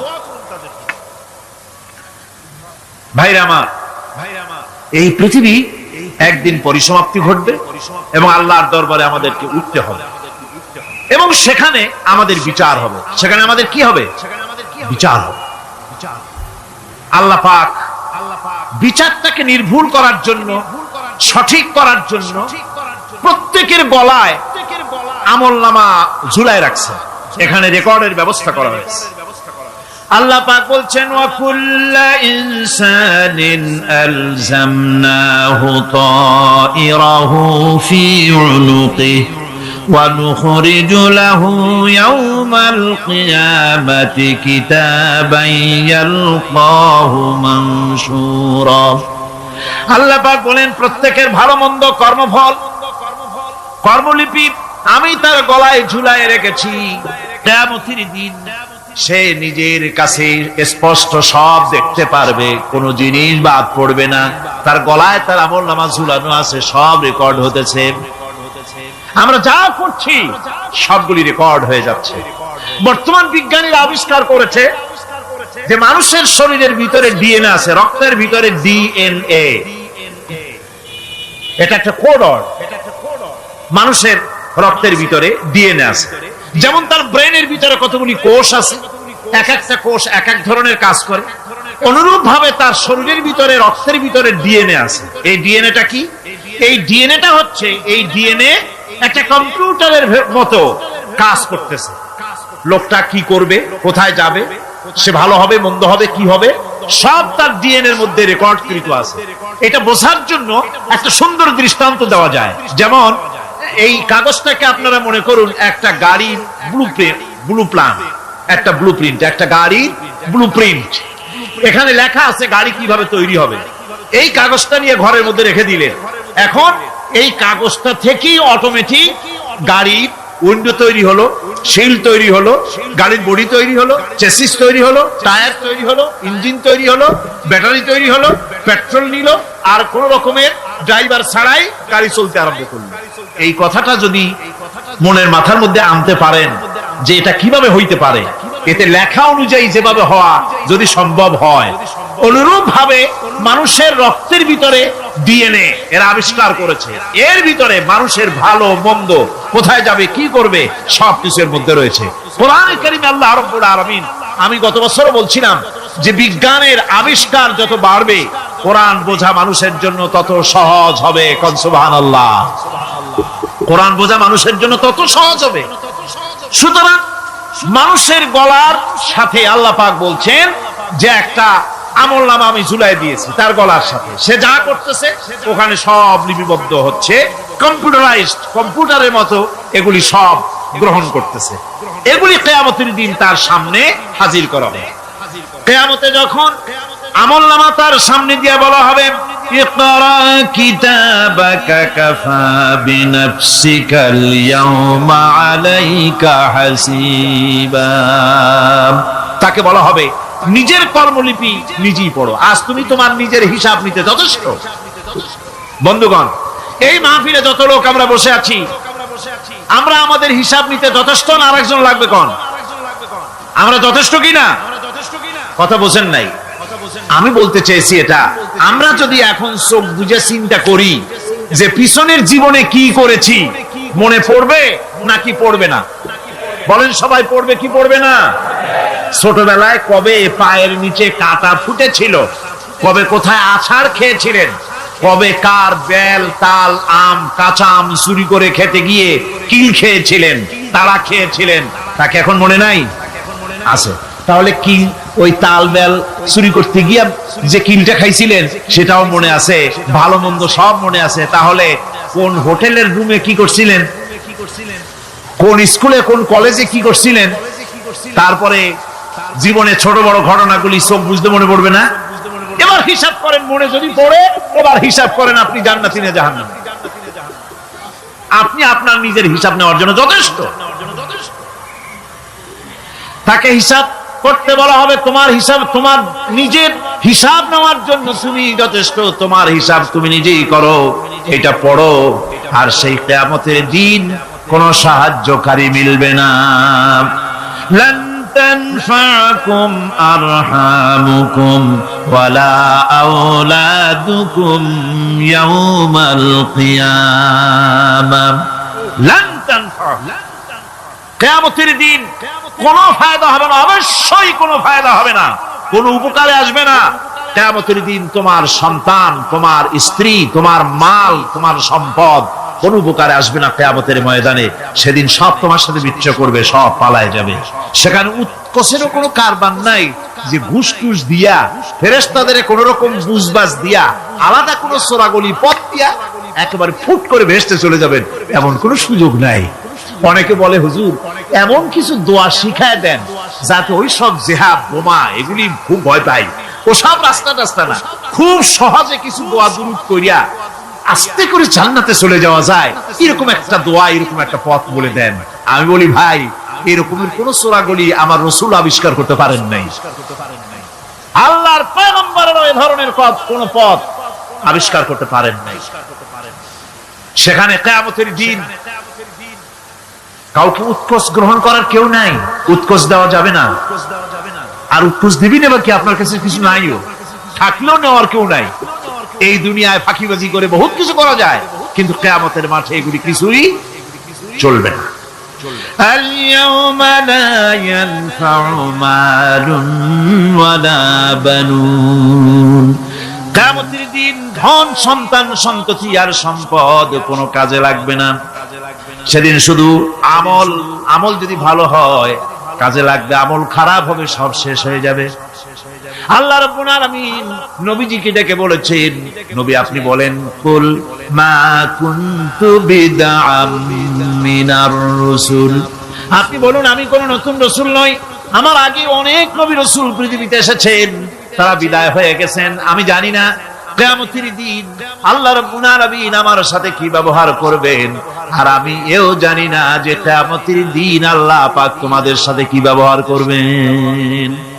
এই আয়াত নাযিল হওয়ার পর আল্লাহর হাবিব তার মেয়েকে ডাকলেন, জামাইকে ডাকলেন, নাতিদেরকে ডাকলেন, আহলে বাইতদেরকে ডাকলেন, আর বললেন, ও আমার মেয়ে কলিজার টুকরা ফাতেমা গো শোনো, কেবলমাত্র আয়াত নাযিল হয়ে গেল, আল্লাহ পাক আমাকে শুনাইছেন কিয়ামতের দিন আমি জানি না আমার সঙ্গে কি ব্যবহার করা হবে, আর এও জানি না যে তোমাদের সাথে কি ব্যবহার করা হবে। ও আমার কলিজার টুকরা মেয়ে ফাতেমা, কিয়ামতের দিন মুহাম্মদ সাল্লাল্লাহু আলাইহি সাল্লামের মেয়ে এই হিসাবে তোমার নাজাতের ফয়সালা হবে না। ও আমার কলিজার টুকরা নাতি হাসান আর হোসেন, কিয়ামতের দিন মুহাম্মদ সাল্লাল্লাহু আলাইহি সাল্লামের নাতি হিসাবে ফয়সালা হবে না। ও আমার জামাই হযরতে আলী, কিয়ামতের দিন আমার জামাই হিসাবে নাজাতের ফয়সালা হবে না। আমল যদি ভালো হয় ফয়সালা ভালো হবে, জান্নাতে চলে যাবে। আমল যদি খারাপ হয় কার নাতি কার জামাই দেখা হবে না। সুবহানাল্লাহ, কঠিন কিয়ামতের মাঠ। এই পরকালের বিশ্বাস যদি কলিজার মধ্যে ঢোকে মানুষ ভালো হয়ে যাবে। কোন সুবহানাল্লাহ। আপনাদের দৃষ্টিতে পারবে, কথার জবাব যে দিলেন না। পুলিশে কি মানুষের চরিত্র ভালো বানাইতে পারবে? পুলিশের চরিত্র ভালো বানাবে কেনা, সেটাই তো কথা। মানুষের চরিত্র যাতে ভালো থাকে, মানুষের জন্য খারাপ কাম না করে সেজন্য পুলিশ যাতে খারাপ কাম না করে সেজন্য আরো একটা ডিপার্টমেন্ট আছে না, তারা যাতে খারাপ কাজ না করে সেজন্য আর একটা আছে। এন্টি করাপশনের আবার এন্টি করাপশন আছে, তার উপর আবার এন্টি করাপশন আছে। এন্টিটার অভাব না। সুতরাং পুলিশ দিয়া, বিডিআর দিয়া, আর্মি দিয়া মানুষের, দেশের, জাতির চরিত্র ভালো বানানো যায় না। রাসূলুল্লাহ এ দিয়া বানান না, এটা ইসলামের নিয়ম নয়।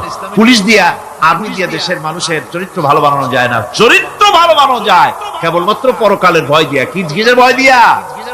ওই যে মক্কার জীবনে ওই সমস্ত মানুষগুলি যারা চুরি করত, ডাকাতি করত, জিনা করত, বদমাশি করত, যারা শয়তানি করত, যারা মানুষকে খুন করত, এই মানুষগুলি এত ভালো হয়ে গেল, যারা চুরি ছেড়ে দিল, ডাকাতি ছেড়ে দিল, জিনা ব্যভিচার ছেড়ে দিল, এত ভালো হয়ে গেল, পৃথিবীর মধ্যে সেরা মানুষ তারা হয়ে গেলেন। জোরে বলেন সুবহানাল্লাহ।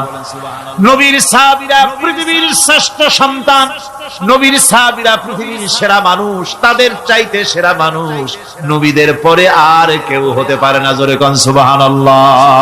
নবীর পরে পৃথিবীতে শ্রেষ্ঠ মানুষ কারা? সাহাবায়ে কেরাম রিদওয়ানুল্লাহি তাআলা আলাইহিম আজমাইন। ওনারা তো কুফরের মধ্যে ছিলেন, শিরকের মধ্যে ছিলেন, চুরি, ডাকাতি, জিনা, ব্যভিচার এমন কোন পাপ নাই যা করা হয়নি। তারপরে যখন আল্লাহর নবীর কাছ থেকে তাওহীদ, রিসালাত ও আখিরাতের দাওয়াত পেলেন, কি সোনার মানুষ এক একজন হয়ে গেলেন। সুবহানাল্লাহ। যারা ছিলেন নারীর সতীত্বের জম, তারা হয়ে গেলেন নারীর সতীত্বের পাহারাদার।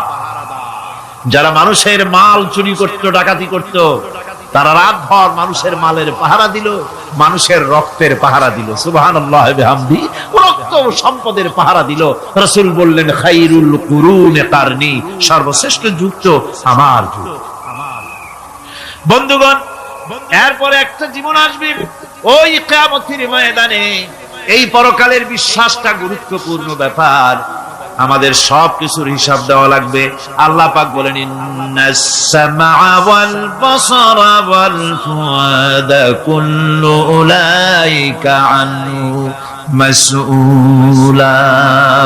নিঃসন্দেহে মানুষের শ্রবণ শক্তি, দর্শন শক্তি এবং তার অন্তঃকরণের কল্পনা সম্পর্কে আল্লাহ রাব্বুল আলামিনের কাছে জিজ্ঞাসিত হতে হবে। কান দিয়া কি করেছিলা, চোখ দিয়া কি করেছিলা, মুখ দিয়া কি করেছিলে, হাত দিয়ে কি করেছিলে, সবকিছুর জবাব আল্লাহ রাব্বুল আলামিনের কাছে দিতে হবে। সবটার জবাব দিতে হবে, কোনো কিছু বাদ যাবে না। এমনকি মনের ভিতরে যে কল্পনা আমরা করি, এই কল্পনার হিসাবও আল্লাহর দরবারে দিতে হবে। কোরআনে কারীম বলছেন ওয়া ইন তুবদু মা ফি আনফুসিকুম আও তুখফুহু ইউহাসিবকুম বিহিল্লাহ। মনের ভিতরে তুমি যেটা কল্পনা করো সেটা প্রকাশ করো, অথবা তুমি গোপন রাখো, যাই তুমি করো না কেন আল্লাহ রাব্বুল আলামিন এর হিসাবও তোমার কাছে নেবেন। ফায়াগফিরু লিমান ইয়াশা ওয়া ইউআযযিবু মান ইয়াশা ওয়াল্লাহু আলা কুল্লি শাইইন কাদির। মহান আল্লাহ পাক বলেন, করার পর তোমার মনের ভিতরে কি কল্পনা করেছিলে ওইটার হিসাব আমি নেব। হিসাব নেওয়ার পর যারে খুশি ক্ষমা করে দেব, যাকে খুশি শাস্তি প্রদান করব। সবকিছুর উপরে আল্লাহ রাব্বুল আলামিন শক্তিমান, সব তিনি করতে পারেন, সমস্ত কুদরত রয়েছে তার। সুতরাং মানুষদেরকে, আল্লাহর বান্দাদেরকে বিশ্বাস করতে হবে যে আমার কোনো কথা বাদ যাবে না। কথাগুলি রেকর্ড হচ্ছে, কথা রেকর্ড হচ্ছে। আমি যে ওয়াজ করতেছি এই কথাগুলি রেকর্ড হচ্ছে নাকি হচ্ছে না? অনেক টেপ রেকর্ডার রেকর্ড হচ্ছে, অডিও ভিডিও হচ্ছে। আজ থেকে 50 বছর পর যদি এই রেকর্ড বাজানো হয়, আমাকে যদি বলা হয় যে আপনি অমুক জায়গায় অমুক কথা বলেছেন, আমি যদি বলি না আমি কথা বলি নাই, তারপরে যদি রেকর্ড বাজানো হয়, তাহলে আমি কথা যে বলি নাই যদি বলি, তাহলে এটা ধরা পড়বে না? সেখানে ধরা পড়বে না? তাহলে এই মানুষের কথা প্লাস্টিকের ফিতায় রেকর্ড করে 50 বছর, 100 বছর, 200 বছর, 500 বছর যদি প্লাস্টিকের ফিতায় এটাকে চলচ্চিত্র করে অথবা টেপ রেকর্ডারে করে যদি ধরে রাখা যায়, এই বুদ্ধিটা কে দিলেন কত দেখি? সবাই কন্যা বুদ্ধিটা দিলেন কে? যে আল্লাহ রাব্বুল আলামিন মানুষের মাথায় বুদ্ধি দিলেন, যার দ্বারা সে মানুষের কথাবার্তা অ্যাক্টিভিটি সব ধরে রাখতে পারে। সে আল্লাহ রাব্বুল আলামিন বুঝি আপনার আমার কথা এবং আপনার আমার অ্যাক্টিভিটিস কে তিনি বুঝি ধরে রাখতে পারবেন না কিয়ামত পর্যন্ত? পারবেন কি না? সেজন্য রাব্বুল আলামিন বলেন মা ইয়ালফিযু মিন কাওলিন ইল্লা লাদাইহি রাকীবুন আতীদ।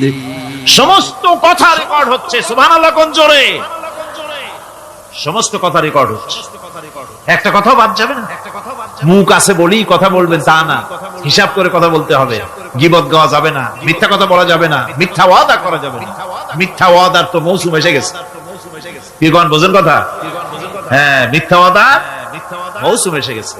এখন মৌসুমে বাহার, মিথ্যা বলার। কত সুন্দর সুন্দর ওয়াদা, সোনা দিয়া রাস্তা বানায় দেবো। অভুক্ত মানুষদের বলা হয় না খেয়ে মরবেন না, কিন্তু কি খেয়ে মরবে তাও কয়। আমরা যদি যাইতে পারি তাহলে মটকির মতো রসগোল্লা বানাই, গরুর গাড়ির চাকার মতো জিলাপি বানাই, খাইতে গিয়ে হা করে চিত হয়ে থাকি। কত রঙিন রঙিন কথা মিথ্যা ওয়াদার সময়। ভাইরা আমার, পরকাল যদি বিশ্বাস করে সেই ব্যক্তি কিছুতেই মুখ আছে বলেই যা খুশি বলবে না, পরনিন্দা করবে না, পরচর্চা করবে না, হাত আছে বলেই যা তা লিখবে না। ঘটনা হইল একটা লিখলো আর একটা, কলম একটা আছে বলেই যা খুশি তা লেখা যায় না, মুখ আছে বলেই যা খুশি তা বলা যায় না, চোখ আছে বলেই যা খুশি তা দেখা যায় না। গরু খাওয়া জায়েজ করা হয়েছে বলে গরুর লেজ থেকে মাথা পর্যন্ত পাইকারি দরে সব খাওয়া যায় না। গরু খাওয়া হারাম না হালাল? হালাল। পাইকারি দরে লেজ থেকে মাথা পর্যন্ত সব খাওয়া হালাল না। ওর মধ্যে আল্লাহ কিছু হারাম রেখে দিছে, সেগুলোকে বাইসে খাইতে হবে। আল্লাহ দেখতে চান পাইকারি দরে জমের খাওয়া খাও না আমার হারাম গুলি বাদ দিয়া খাও, নিষেধ করা গুলি বাদ দিয়া খাও। মুখ আছে বলেই যা খুশি তা বলা যাবে না, কান আছে বলেই যা খুশি তা শোনা যাবে না, চোখ আছে বলেই যা খুশি তা দেখা যাবে না, হাত পা আছে বলেই যা খুশি তা করা যাবে না। সবটার পেছনে আল্লাহ রাব্বুল আলামিনকে ভয় করা লাগবে। মহান আল্লাহ রাব্বুল আলামিন বলে, বান্দারে তোমার সমস্ত কার্যাবলী এমনকি তোমার চাহনিটা পর্যন্ত কার দিকে কি নিয়তে তাকায়ছো কেউ জানে না, আমি আল্লাহ রাব্বুল আলামিন জানি। وَيَعْلَمُ خَائِنَةَ الْأَعْيُنِ وَمَا تُخْفِي الصُّدُورُ। তোমার অন্তঃকরণ কি জিনিস গোপন করে আর তোমার চক্ষু কি লুকোচুরি খেলে আমি টের পাই। সুবহানাল্লাহ বিহামদি। চশমার ফাঁক দিয়া কি দেখো, কানে দেখো, কি নজরে দেখো, সানগ্লাস পরিয়া কেউ ঠিক পায় না, আমি ঠিক পাই। সুবহানাল্লাহ, জোরে কোন সুবহানাল্লাহ। সুতরাং চোখের নজরের হিসাব হবে, হাতের কাজের হিসাব হবে, পায়ের চলার হিসাব হবে, আপনার বলার হিসাব হবে, মুখে যা বলেছেন যা করেছেন, হাত পাও দিয়ে যা করেছেন সবকিছুর হিসাব হবে কিয়ামতের দিন। আল্লাহর দরবারে সবকিছু উপস্থিত হবে, কোন জিনিস বাদ পড়বে না। ফামান ইয়ামাল মিসকালা যাররাতিন খায়রান ইয়ারা ওয়া মান ইয়ামাল মিসকালা যাররাতিন শাররান ইয়ারা। ছোট্ট একটা ভালো কাজ যদি করো তাও হাজির করা হবে সামান্যতম ভালো কাজও তোমার বাদ পড়বে না, আর ক্ষুদ্রতম কোন খারাপ কাজ করলে তাও উপস্থিত করা হবে সব তোমার সামনে, কোন জিনিস বাদ পড়বে না, সব দেখতে পাবে কিয়ামতের দিন। ভালো কাজটাও আর খারাপ কাজটাও আল্লাহর কাছে সেদিন আল্লাহ পাক মানুষের সামনে উপস্থিত করে দিবেন। আল্লাহ পাক বলছেন সেদিন এই জমিন তার ভিতরে যা লুকায়িত ছিল জমিন সব বের করে দেবে। কান্নাহুম জারাদুম মুনতাশির। টিড্ডি ফড়িংগুলি পোকাগুলি মাটির থেকে যেমন বেরোয়, এ মাটির ভিতরে যা আছে কিয়ামতের দিন সব মাটি বের করে দেবে। ইযা যুলজিলাতিল আরদু জিলজালাহা ওয়া আখরাজাতিল আরদু আসকালাহা ওয়া ক্বালাল ইনসানু মা লাহা। এ জমিনকে ঝাঁকি মারা হবে প্রবল এক ঝাঁকুনি, প্রবল এক ঝাঁকুনিতে এই পৃথিবীর মধ্যে যা কিছু আছে সব বেরিয়ে যাবে। সুবহানাল্লাহ কইতে ইচ্ছা করে না মিয়ারা? এক ঝাঁকুনিতে পৃথিবী সব বের করে দেবে। মানুষ হয়রান হয়ে বলবে কি হয়েছে, এ মাটির হলোটা কি? আমার বন্ধুগণ, মানুষ হয়রান হয়ে গিয়ে বলবে মাটির কি হলো?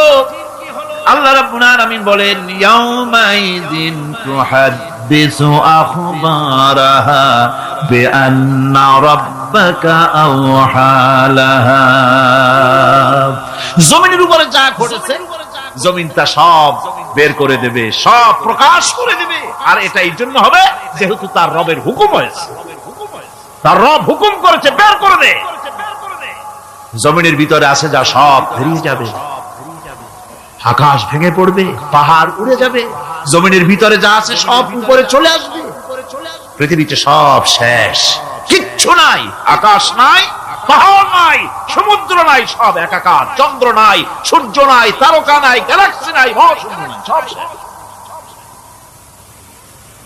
আল্লাহ রাব্বুল আলামিন সমস্ত ফেরেশতাদেরকে শেষ করে দিবেন, সকলের মওত হয়ে যাবে, কেউ আর থাকবে না, এমনকি হযরতে আজরাইল মালাকুল মউত তিনিও থাকবেন না, সব আল্লাহ রাব্বুল আলামিন মৃত্যু করে দিবেন। এরপরে আল্লাহ রাব্বুল আলামিন একা তিনি বলবেন, ইয়া দুনিয়া, ইয়া দুনিয়া আইনা আনহারুকি, এ পৃথিবী তোর সেই সমুদ্রগুলো কোথায়, নদীগুলি কোথায়? ইয়া দুনিয়া আইনা আশজারুকি, হে দুনিয়া তোমার গাছগুলি কোথায়? এত বন বনানি, এত গাছ ছিল। ইয়া দুনিয়া আইনা জিবালুকি, হে পৃথিবী তোর জমিনে যত পাহাড় ছিল, পাহাড়গুলি কই? যত স্বৈরাচার ছিল জমিনের উপরে, যারা স্বৈরাচারী মনোবৃত্তি নিয়ে মানুষ ধ্বংস করেছে, দেশ ধ্বংস করেছে, মায়ের বুক খালি করেছে, ওই স্বৈরাচার গুলি কই? কোনো জবাব নাই। আল্লাহ পাক এর পরে বলবেন, লিমানিল মুলকুল ইয়াউম, কার রাজত্ব? আজকে রাজত্বটা কার? আল্লাহ তিনবার আওয়াজ দিবেন, আজকে রাজত্ব কার? আল্লাহ পাক যখন তিনবার করে ডাক দিবেন, কোনো জবাব নাই, কোনো জবাব নাই। কে জবাব দেবে? আল্লাহ রাব্বুল আলামিনের সামনে কার ক্ষমতা আছে কথা বলার? কেউ তো নাই, সব শেষ। আল্লাহ পাক বলবেন, লিল্লাহিল ওয়াহিদুল কাহ্হার, একমাত্র পরাক্রমশালী আল্লাহ রাব্বুল আলামিনের রাজত্ব আছে। সেই হাসরের মাঠে আমাদের সকলকে উপস্থিত হয়ে যেতে হবে। কেউ আমরা এখান থেকে বাঁচতে পারবো না, সবাইকে উঠতে হবে। অপরাধীরা সেখানে অসহায় হয়ে যাবে, অপরাধীরা অসহায় হয়ে যাবে। আল্লাহ পাক বলেন, ফাইযা জাআতিস সাখাতু ইয়াওমা ইয়াফিরুল মারউ মিন আখিহি ওয়া উম্মিহি ওয়া আবিহি ওয়া সাহিবাতিহি ওয়া বানিহি। অবশেষে যখন কান ফাটানো আওয়াজ আসবে, এই আওয়াজ সেদিন মানুষ নিজের মা বাপ ভাই বোন সব থেকে বিচ্ছিন্ন হয়ে যাবে, সব একের থেকে আরেকজন পালায় যাবে, হারায় যাবে, কেউ কাউকে আর খুঁজে পাবে। সেদিন ওই কিয়ামতের মাঠে বিভীষিকাময় দৃশ্য, মানুষ হয়রান হয়ে যাবে। মাথার এক হাত অথবা অর্ধ মাইল অথবা এক বিগত এতটুকু উপরে ওই প্রকাণ্ড সূর্যটার তাপ আসবে, গুনাহগারের মাথার চান্দি ফেটে গিয়া মগজগুলি গলে গলে নাক কান দিয়ে বের পড়তে লাগবে, জিহ্বাটা কুকুরের মতো ঝুলে নাভিস্থল পর্যন্ত পড়ে যাবে, মাটিটা সূর্যের উত্তাপে তামার মতো গরম হয়ে যাবে, সারা হাসর জুড়ে আওয়াজ হবে, পানি পানি পানি। মানুষেরা হয়রান হয়ে যাবে সেই হাসরের ময়দানে। এই চরম কষ্টের ভিতরে আল্লাহ রাব্বুল আলামিন বলেন, সেদিন দুটো ভাগ হয়ে যাবে। একদল মানুষের চেহারা আলোয় ঝলমল হয়ে যাবে, আর একদল মানুষের চেহারাগুলি কালো হয়ে যাবে। উজুহু ইয়াওমাইদিন মুসফিরাতুন দাহিকাতুন মুস্তাবশিরা ওয়া উজুহু ইয়াওমাইদিন আলাইহা গাবারা।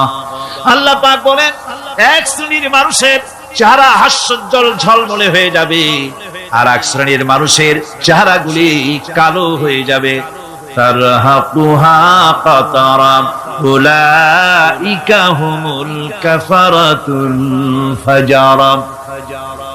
হাস্যোজ্জ্বল, স্বচ্ছন্দপূর্ণ, সুন্দর, উজ্জ্বল ঝলমলে চেহারা হবে ঈমান আনার কারণে, পরকালকে বিশ্বাস করার কারণে, আল্লাহ এবং রাসূলের কথা অনুযায়ী জীবন যাপনের কারণে চেহারাটা উজ্জ্বল হয়ে যাবে। আর আল্লাহর নাফরমানি, রাসূলের নাফরমানি, পরকালকে অস্বীকার করার কারণে কাফেরগুলির চেহারা, মুনাফিকগুলির চেহারা কালো হয়ে যাবে। তাদেরকে আলাদা করে দেওয়া হবে। আমতাজুল ইয়াওমা আইয়ুহাল মুজরিমুন, মুজরিমদেরকে আলাদা করে দেওয়া হবে, দুইটা ভাগ হয়ে যাবে। এই চরম অবস্থা সৃষ্টি হবে কিয়ামতের ময়দানে। সেদিন রাসূল করিম সাল্লাল্লাহু আলাইহি ওয়াসাল্লাম উম্মতের জন্য সুপারিশ করবেন। সেই সুপারিশ যেন আমাদের করতে পারেন, সেজন্য আমাদেরকে তৈরি করতে হবে, সে ধরনের যোগ্য আমাদেরকে বানাতে হবে। বন্ধুগণ, এই পরকালীন জীবন এর সম্ভাবনা, এটা যে হবে এবং সেই পরকালে আমাদের সকলকে যে উঠতে হবে, কিয়ামতে আল্লাহর কাছে জীবনের সবকিছুর জবাবদিহি করতে হবে, এই ভীতি সৃষ্টি করতে চায় আল্লাহ পাক মানুষের ভেতরে। আল্লাহ পাকের চাইতে মানুষের কল্যাণকামী আর কেউ আছে? চিল্লায় কোন আল্লাহর চাইতে, বিশ্ববাসীর সৃষ্টি জগতের কল্যাণকামী আল্লাহর চাইতে, রাসূলের চাইতে বেশি কেউ কি আছে? সে আল্লাহ পাক সব বলে দিলেন, ওপেন সিক্রেট করে দিলেন, সব গোপন ফাঁস করে দিলেন। কেমনে বিচার হবে, কেমনে কিয়ামত অনুষ্ঠিত হবে, কেমনে কি হবে, সব খুলে খুলে আল্লাহ পাক বলে দিলেন আমাদেরকে ভালো হওয়ার জন্য। কোরআনে কারীম বলছে, লাইসাল বিররা আন তুওয়াল্লু বুজুহাকুম কিবালাল মাশরিকি ওয়াল মাগরিব। পূর্ব পশ্চিমে মাথা ঘুরানো, সার নত করা, মাথা ঘুরানো, মুখ ঘুরানো, এটাই কিন্তু সৎ কাজ এবং পুণ্যবান হওয়ার, সৎ কাজ করার, নেককার হওয়ার জন্য যথেষ্ট নয়, বরং ওয়ালাকিন্নাল বিররা মান আমানা বিল্লাহি ওয়াল ইয়াউমিল আখির। প্রকৃতপক্ষে সৎকারী মুমিন, ভালো কাজ করা, প্রকৃত মুমিন, সত্যিকারের ভালো মানুষ, সত্যিকারের ইমানদার হওয়ার জন্য 10টি কাজ লাগবে। কয়টি কাজ? 10টি কাজ লাগবে। সেই 10টি কাজের একটি কাজ গত বছর আপনাদের খেদমতে আরজ করা হয়েছে, 2টি বলা হয়েছে, বাকি আজকে বললাম আরেকটা, হয়ে গেল 3টা। বাকি আছে কয়টা? 7টা। বাকি আছে আরো 7টা। পরকাল ভিত্তিক জীবনযাপন যদি করতে পারি, তাহলে আমরা হব দুনিয়ার শ্রেষ্ঠ মানুষ। কোন আলহামদুলিল্লাহ। وسخر لكم ما في السماوات وما في الأرض। এই পৃথিবীতে যা কিছু তোমরা দেখতে পাও, এই সব কিছুকে তোমার অনুগত করে দেওয়া হয়েছে, যাতে করে তোমার সাহায্য করতে পারে, তোমার সহযোগিতা করতে পারে। এজন্য আমি সবকিছু কি সৃষ্টি করেছি। সাখারা শব্দের অর্থ হচ্ছে যে আমি সবগুলিকে তোমাদের অনুগত করে দিয়েছি, যাতে করে তোমাদের অনুগত থাকে, অর্থাৎ তোমরা তাদের এই সমস্ত জিনিস দিয়ে তোমরা কাজ নিতে পারো। পানির উপর দিয়ে তোমরা যেন নৌকা চালাতে পারো, স্টিমার চালাতে পারো, পানি অনুগত করা হয়েছে, বাতাসকে অনুগত করা হয়েছে। পৃথিবীর সবকিছু কি আমি অনুগত করে দিয়েছি তোমাদের, যাতে করে তার দ্বারা তোমরা কাজ নিতে পারো। অন্যত্র আল্লাহ বলছেন, আল্লাহুল্লাযী খালাকাস সামাওয়াতি ওয়াল আরদা ওয়া আনজালা মিনাস সামাই মাআন ফাআখরাজা বিহি মিনাস সামারাতি রিজকান লাকুম। আল্লাহ হচ্ছেন তিনি, আল্লাহ রাব্বুল আলামিন হচ্ছেন তিনি, যিনি আকাশ সৃষ্টি করেছেন, যিনি জমিন সৃষ্টি করেছেন, এবং ঊর্ধ্বদেশ থেকে, মেঘমালা থেকে তোমাদের জন্য বৃষ্টি বর্ষণ করেছেন, এবং সেই বৃষ্টি দিয়ে মাটির ভিতর থেকে ফসল উদ্গত করে তোমাদের খাবারের বন্দোবস্ত করেছেন। তিনি হচ্ছেন আল্লাহ পাক। তার জায়গায় ছড়িয়ে আছে, তার দয়া নাই, রহমত নাই, এমন কোন সৃষ্টি নাই। মানুষের জন্য যা কিছু প্রয়োজন তিনি তার দয়া দিয়ে, রহমত দিয়ে তিনি তার সৃষ্টি করে দিয়েছেন। আল্লাহ পাক বলছেন, ওয়াসাখখারা লাকুমুশ শামসা ওয়াল কামারা দাইবিনা ওয়াসাখখারা লাকুমুল লাইলা ওয়ান নাহার। যিনি চন্দ্র সূর্যকে সৃষ্টি করেছেন এবং এগুলিকে নিয়ন্ত্রিত করেছেন, চাঁদ সূর্যকে সৃষ্টি করে নিয়ন্ত্রিত করে দিয়েছেন, তোমাদের সমস্ত প্রয়োজন তিনি মিটিয়ে দিয়েছেন। দেখুন, চাঁদ এবং সূর্যকে আল্লাহ পাক সৃষ্টি করেছেন এবং একটা রহমত, একটা কুদরত সেই চাঁদ সূর্যের মধ্যে দান করেছেন। সূর্য যেখানে আছে, এটা যদি আল্লাহর দয়া না থাকতো, শুধু তাপ দেওয়ার জন্য সৃষ্টি করতেন আর মানুষের কল্যাণের দিকটা যদি চিন্তা না করতেন, তাহলে সমস্যা হয়ে যেত। সূর্য যেখানে আছে, বিজ্ঞানীরা বলেছেন, তার থেকে যদি কিছু নিচে নেমে আসতো, তাহলে গোটা পৃথিবী জ্বলে পুড়ে ভস্ম হয়ে যেত। আর যেখানে আছে তার থেকে সূর্য যদি কিছু উপরে উঠে যেত, তাহলে গোটা পৃথিবী হিম শীতল হয়ে, পৃথিবী ফ্রিজ হয়ে যেত, মানুষ প্রাণী জগৎ মরে সব শেষ হয়ে যেত। চাঁদ যেখানে আছে, এই চাঁদ তার জায়গা থেকে কিছু উপরে যদি উঠতো তাহলে পৃথিবী মরুভূমি হয়ে যেত, আর যেখানে আছে তার থেকে কিছু নিচে যদি আসতো তাহলে গোটা পৃথিবী পানি, সমুদ্রের পানি, নদীর পানিগুলি প্লাবিত হয়ে, ওভারফ্লো হয়ে, উচ্ছ্বসিত হয়ে গোটা পৃথিবীকে প্লাবিত করে দিত, ডুবাই দিত, সব শেষ হয়ে যেত। তাহলে আমরা দেখতে পাচ্ছি শুধু সৃষ্টি নয়, সৃষ্টিও করেছেন, এবং প্রত্যেকটি সৃষ্টির পেছনে তার দয়া কাজ করেছে, তার কুদরত কাজ করেছে, যাতে করে মানুষের জন্য সুবিধা হয়, মানুষের জন্য উপকার হয়। অন্য আয়াতে আল্লাহ পাক বলেন, وآتاكم من كل سألتموه وإن تعدوا نعمة الله لا تحصوها।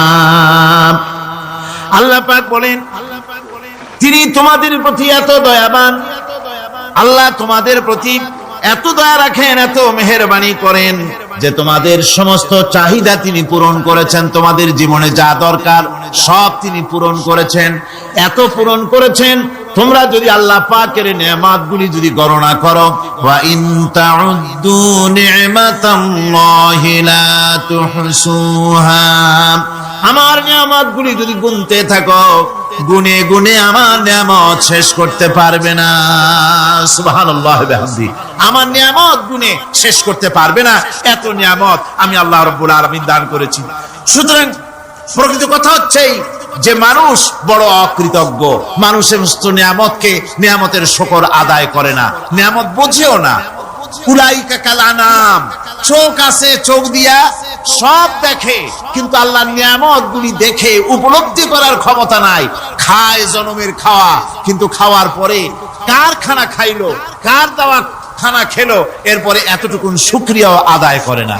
তো চোখ থাকতে দেখে না, অন্তর থাকতে চিন্তা করে না, কান থাকতে হক শোনে না। আল্লাহ পাক বলেছেন, উলাইকা কাল আনাম, এরা হলো জানোয়ারের মতো। কিসের মতো বলুন? আল্লাহ বলেন না বালহুম আদাল, শুধু জানোয়ারের মতো না, বরং জানোয়ারের চাইতেও নিকৃষ্ট। জোরে কোন নাউজুবিল্লাহ। যাদের চোখ থাকতে দেখলো না, কান থাকতে শুনলো না, অন্তঃকরণ থাকতে বিবেচনা করলো না, এরা চতুষ্পদ জানোয়ারের মতো।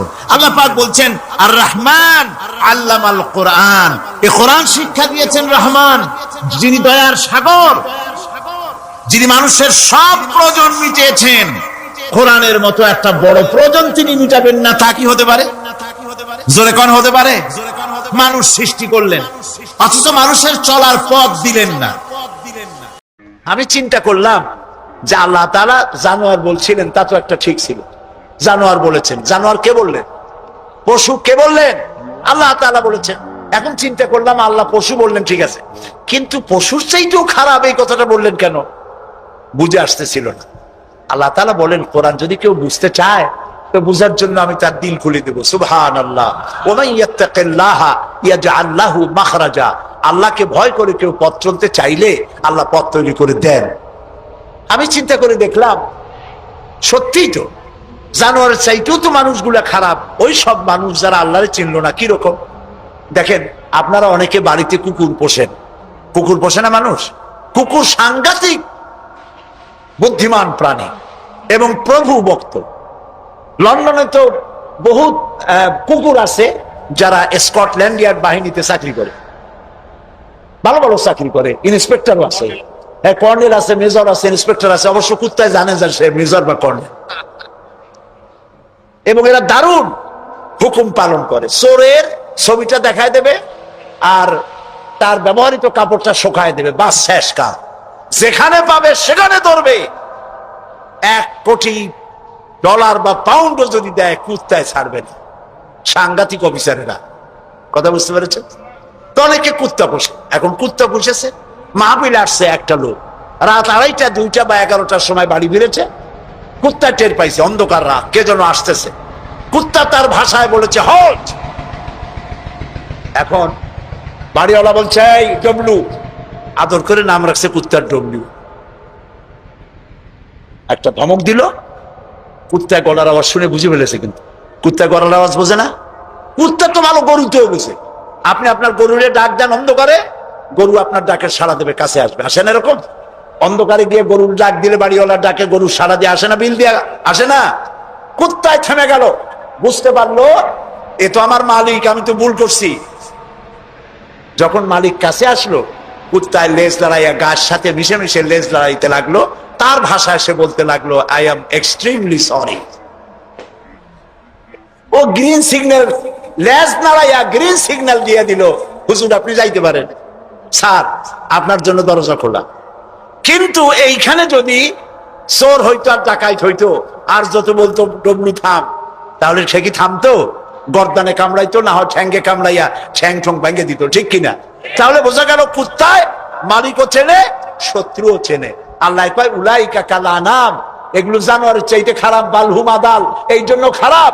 কুত্তায় তো মালিক চিনলো, দুশ্মনও চিনলো, বন্ধুও চিনলো। এই মানুষগুলি আল্লাহকে চিনলো না, প্রভুকে মালিককে চিনলো না, তাকে অস্বীকার করলো। কুত্তার চাইতেও নিকৃষ্ট। প্রিয় ভাই সব, মানুষের এই তিন প্রকারের দিল, সুস্থ দিল, অসুস্থ দিল, আরেকটি হলো কি দিল? মৃত্যু দিল। সকল প্রকার দিলের একটা চিকিৎসা আল্লাহ কোরআনে করে দিয়েছে, সুবহানাল্লাহ। আল্লাহ রাব্বুল আলামিন বলেন, সব হৃদয় জনিত, কল্ব জনিত রোগের চিকিৎসা হলো আলা বিযিকিরিল্লাহি তাতমাইন্নুল কুলুব। একমাত্র আমার স্মরণ, আমার জিকির, আমার স্মরণ মানুষের অন্তরাত্মাকে ঠান্ডা করে দিতে পারে, কলিজা ঠান্ডা করে দিতে পারে। আমার স্মরণে, আমার জিকিরে, আমার পথ অনুসরণে। প্রিয় ভাই সব, হযরত লোকমান তিনি বলছেন, আল্লাহ তাআলা বলছেন, আমি তাকে কি দিয়েছিলাম? জ্ঞান দান করেছিলাম। সেই জ্ঞানের ভিত্তিতে জ্ঞান দিয়েছিলাম এই জন্য যেন তিনি আমার শুকর আদায় করে। হযরত লোকমান আল্লাহর দেওয়া জ্ঞান দিয়ে শুকর আদায় করলেন এইভাবে যে তিনি আল্লাহর গুণগান, আল্লাহর তাওহীদের প্রচার শুরু করে দিলেন, সুবহানাল্লাহ।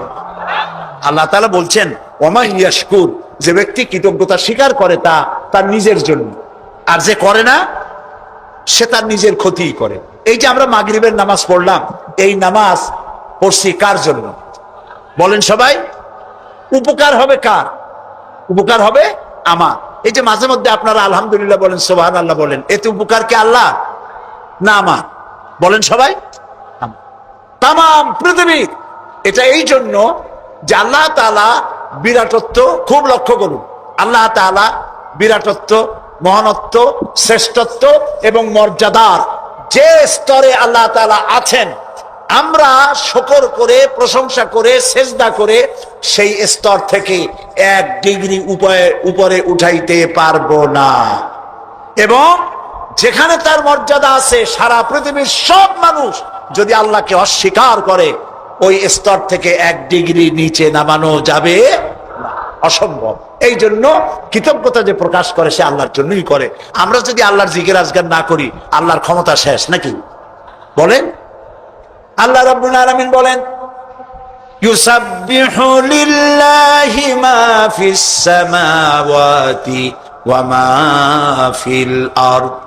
আকাশে যা কিছু আছে, জমিনে যা কিছু আছে, এর মাঝখানে যা কিছু আছে, সব আমার জিকির করছে, আমার তাসবিহ পড়ছে।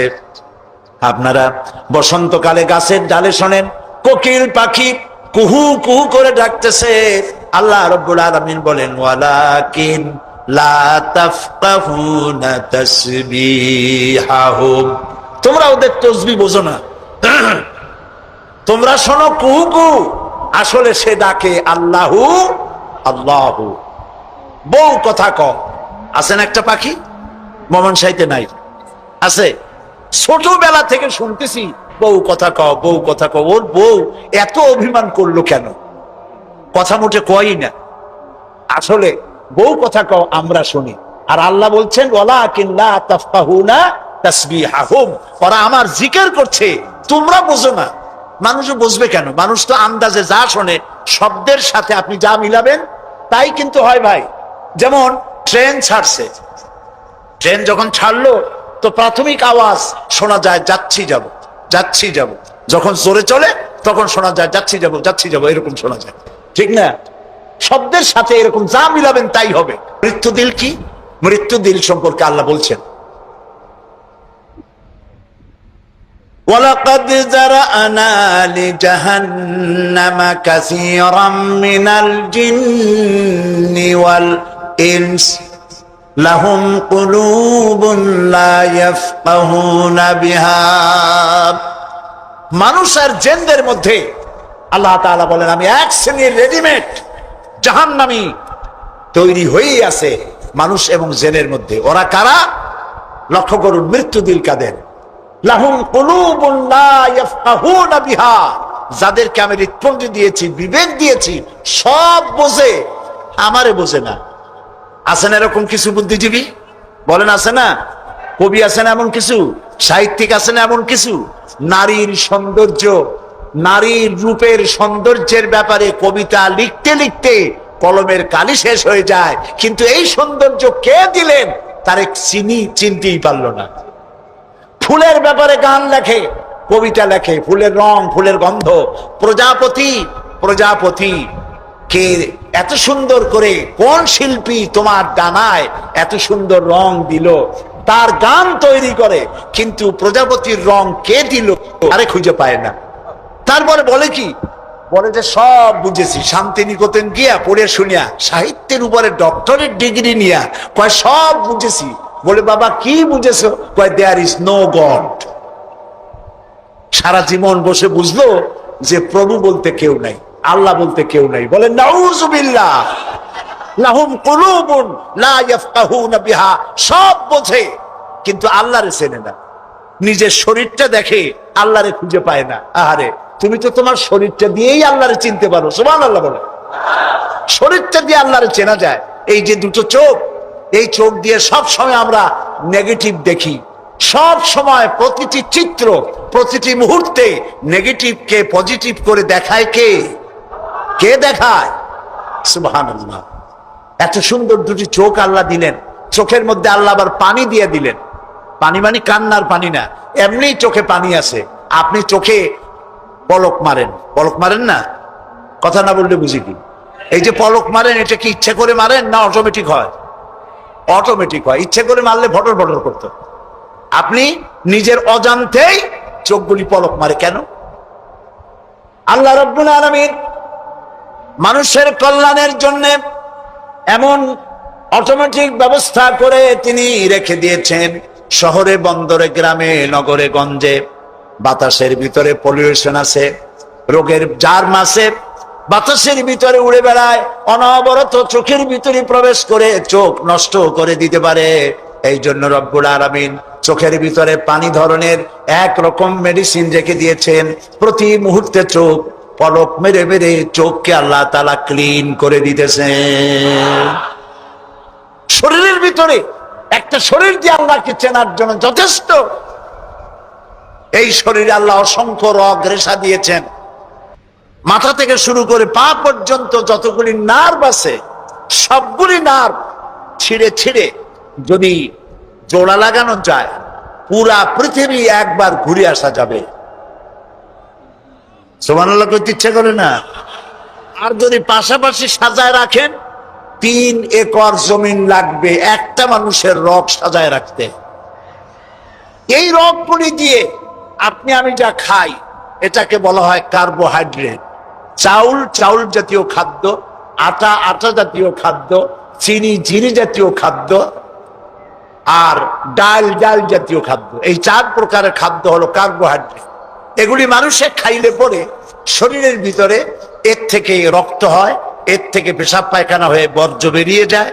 আর যেটা রক্ত হয়, সেই রক্তটাকে গোটা শরীরে প্রবাহিত করে শরীরটাকে আল্লাহ উষ্ণ রাখেন। সেজন্য এত রগ রেশা দিয়েছেন। এখন এই রক্তগুলিকে মাথা থেকে শুরু করে পা পর্যন্ত পৌঁছে দেওয়ার জন্য আল্লাহ একটা জেনারেটর রেখে দিয়েছেন বুকের মধ্যে। কন্ত বুদ্ধি করে জেনারেটর নামটা কি? মাশাআল্লাহ, বুঝে ফেলেছেন। জেনারেটরের নাম হার্ট। সেটা অনবরত সিস্টোলিক এন্ড ডায়াস্টোলিক এভাবে করে সম্প্রসারণ, সংকোচন এরকম করতেছে। চিকিৎসা বিজ্ঞানীরা বলেছেন মানুষকে মাথা থেকে শুরু করে কাটাকাটি করে সব বুঝেছি, কিন্তু হার্ট এরকম এরকম করে কেন, এর উৎস আজ পর্যন্ত পৃথিবী খুঁজে পায় না। এটি এভাবে করে করে রক্ত ছড়িয়ে দিচ্ছে। এখন দেখেন আল্লাহরে খোঁজার ব্যবস্থা। মানুষ খাইয়া খাইয়া তারপরে হার্টের মধ্যে চর্বি গিয়ে জমে, হার্টের মধ্যে যে করোনারি আর্টারির মধ্যে গিয়ে চর্বি জমতে লাগলো। হঠাৎ করে রক্ত প্রবাহ যখন বন্ধ হতে থাকে, আর চলতে পারে না, তখন অ্যানজাইনা হয়, হার্টে বেদনা শুরু হয়। এই বেদনা শুরু হলে তাড়াতাড়ি ডাক্তার এনজিওগ্রাম করে তারপর দেখে কতটা নষ্ট হয়েছে। ওইটাকে যদি প্রয়োজন হয় রগ বদলাবার, তখন তাকে বাইপাস করা হয়, বাইপাস করে নতুন রগ লাগাতে হবে। এখন বলেন এই নতুন রগ কোথায়? গরুর রগ লাগাইলে হবে? বলেন, ছাগলের রগ? এখন আল্লাহ রব্বুল আলামিনকে চেনা সহজ।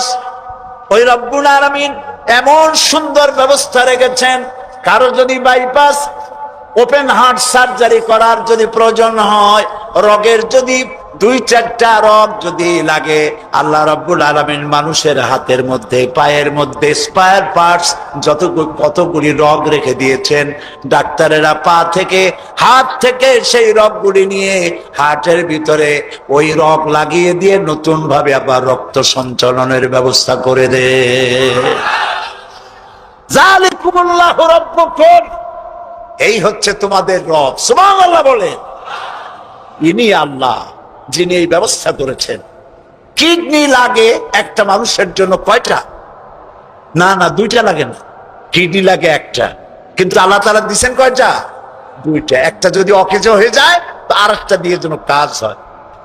লক্ষ্য করুন, আপনার মেমোরি, আপনার মগজ, আপনার ব্রেন, যে ব্রেনটা, যে মগজটা মাথার মধ্যে আছে, এই মগজের মধ্যে রয়েছে অসংখ্য সেল, কোষ, CELL, অসংখ্য কোষ।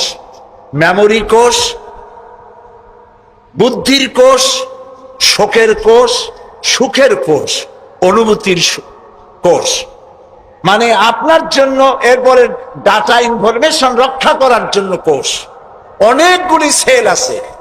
মেমোরি সেল যেটা আছে মগজের মধ্যে, সারা পৃথিবীর সকল ডাটা, সকল ইনফরমেশন, সকল তথ্য যদি আপনার মেমোরিতে আপনি ঢুকান, এই মেমোরি সেলে এত জায়গা, পৃথিবীর সব ডাটা ঢুকাবার পরেও 100 ভাগের 1 ভাগ জায়গা ভরবে না।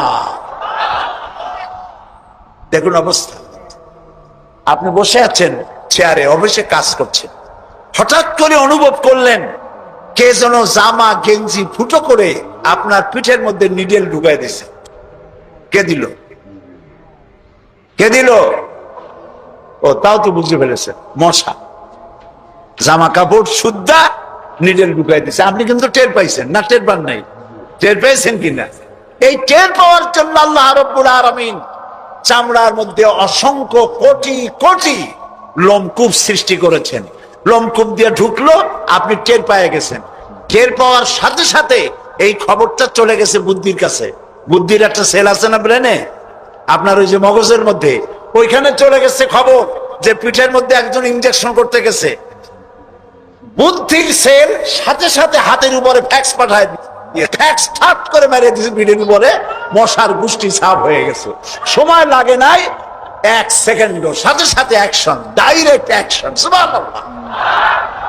কপালে যদি থাকে আল্লাহরে চিনতে কষ্ট হয় না, আর কপালে না থাকলে শান্তিনিকেতন থেকে PhD ডিগ্রি করে কাফের হয়ে যায়, মুরতাদ হয়ে যায়, কপাল পুড়ে যায়। এই জন্য অল্পের মধ্যে বুঝতে সহজ, যদি ঈমান থাকে কিসমতে। প্রিয় ভাই সব, আল্লাহ রাব্বুল আলামিন বলছেন লাহুম কুলুবুন লা ইয়াফকাহুনা বিহা, তাদেরকে হৃদয় দিয়েছি, তাদেরকে বিবেক দিয়েছি, সব বুঝলো, আমারে বুঝলো না। তাদের আমি কান দিছি, সব শুনলো, কিন্তু আমার কথা, হকের দাওয়াত শুনলো না। চোখ দিলাম, সব দেখলো, কিন্তু সবকিছু দেখে আমারে খুঁজে পাইলো না। এদের অবস্থাটা কি? আল্লাহ রাব্বুল আলামিন বলেন উলাইকা কাল্লানাম, এরা চতুষ্পদ জানোয়ারের মতো। আল্লাহ বলেন না, তাতেও হয় না, বালহুম আদাল, এরা জানোয়ারের চাইতেও নিকৃষ্ট। বলেন নাউজুবিল্লাহ। জানোয়ারের চাইতেও নিকৃষ্ট। এই মাত্র এর কথা এমন ভাবে পেশ করেছেন যা গোটা পৃথিবীর মানুষ যদি হেদায়েত পেতে চায়, ছোট্ট সূরাটি তার জন্য যথেষ্ট। পড়েন আমার সাথে, কুল হুয়াল্লাহু আহাদ। পড়েন সবাই, কুল হুয়াল্লাহু আহাদ আল্লাহুস সামাদ লাম ইয়ালিদ ওয়া লাম ইউলাদ ওয়া লাম ইয়াকুল লাহু কুফুয়ান আহাদ। আল্লাহ পাক বলেন, হে নবী আপনি বলুন, আল্লাহ এক এবং একক, তার কোনো অংশীদার নাই, তিনি বেনিয়াজ, তিনি কাউকে জন্ম দেন নাই, তাকেও কেউ জন্ম দেয়নি।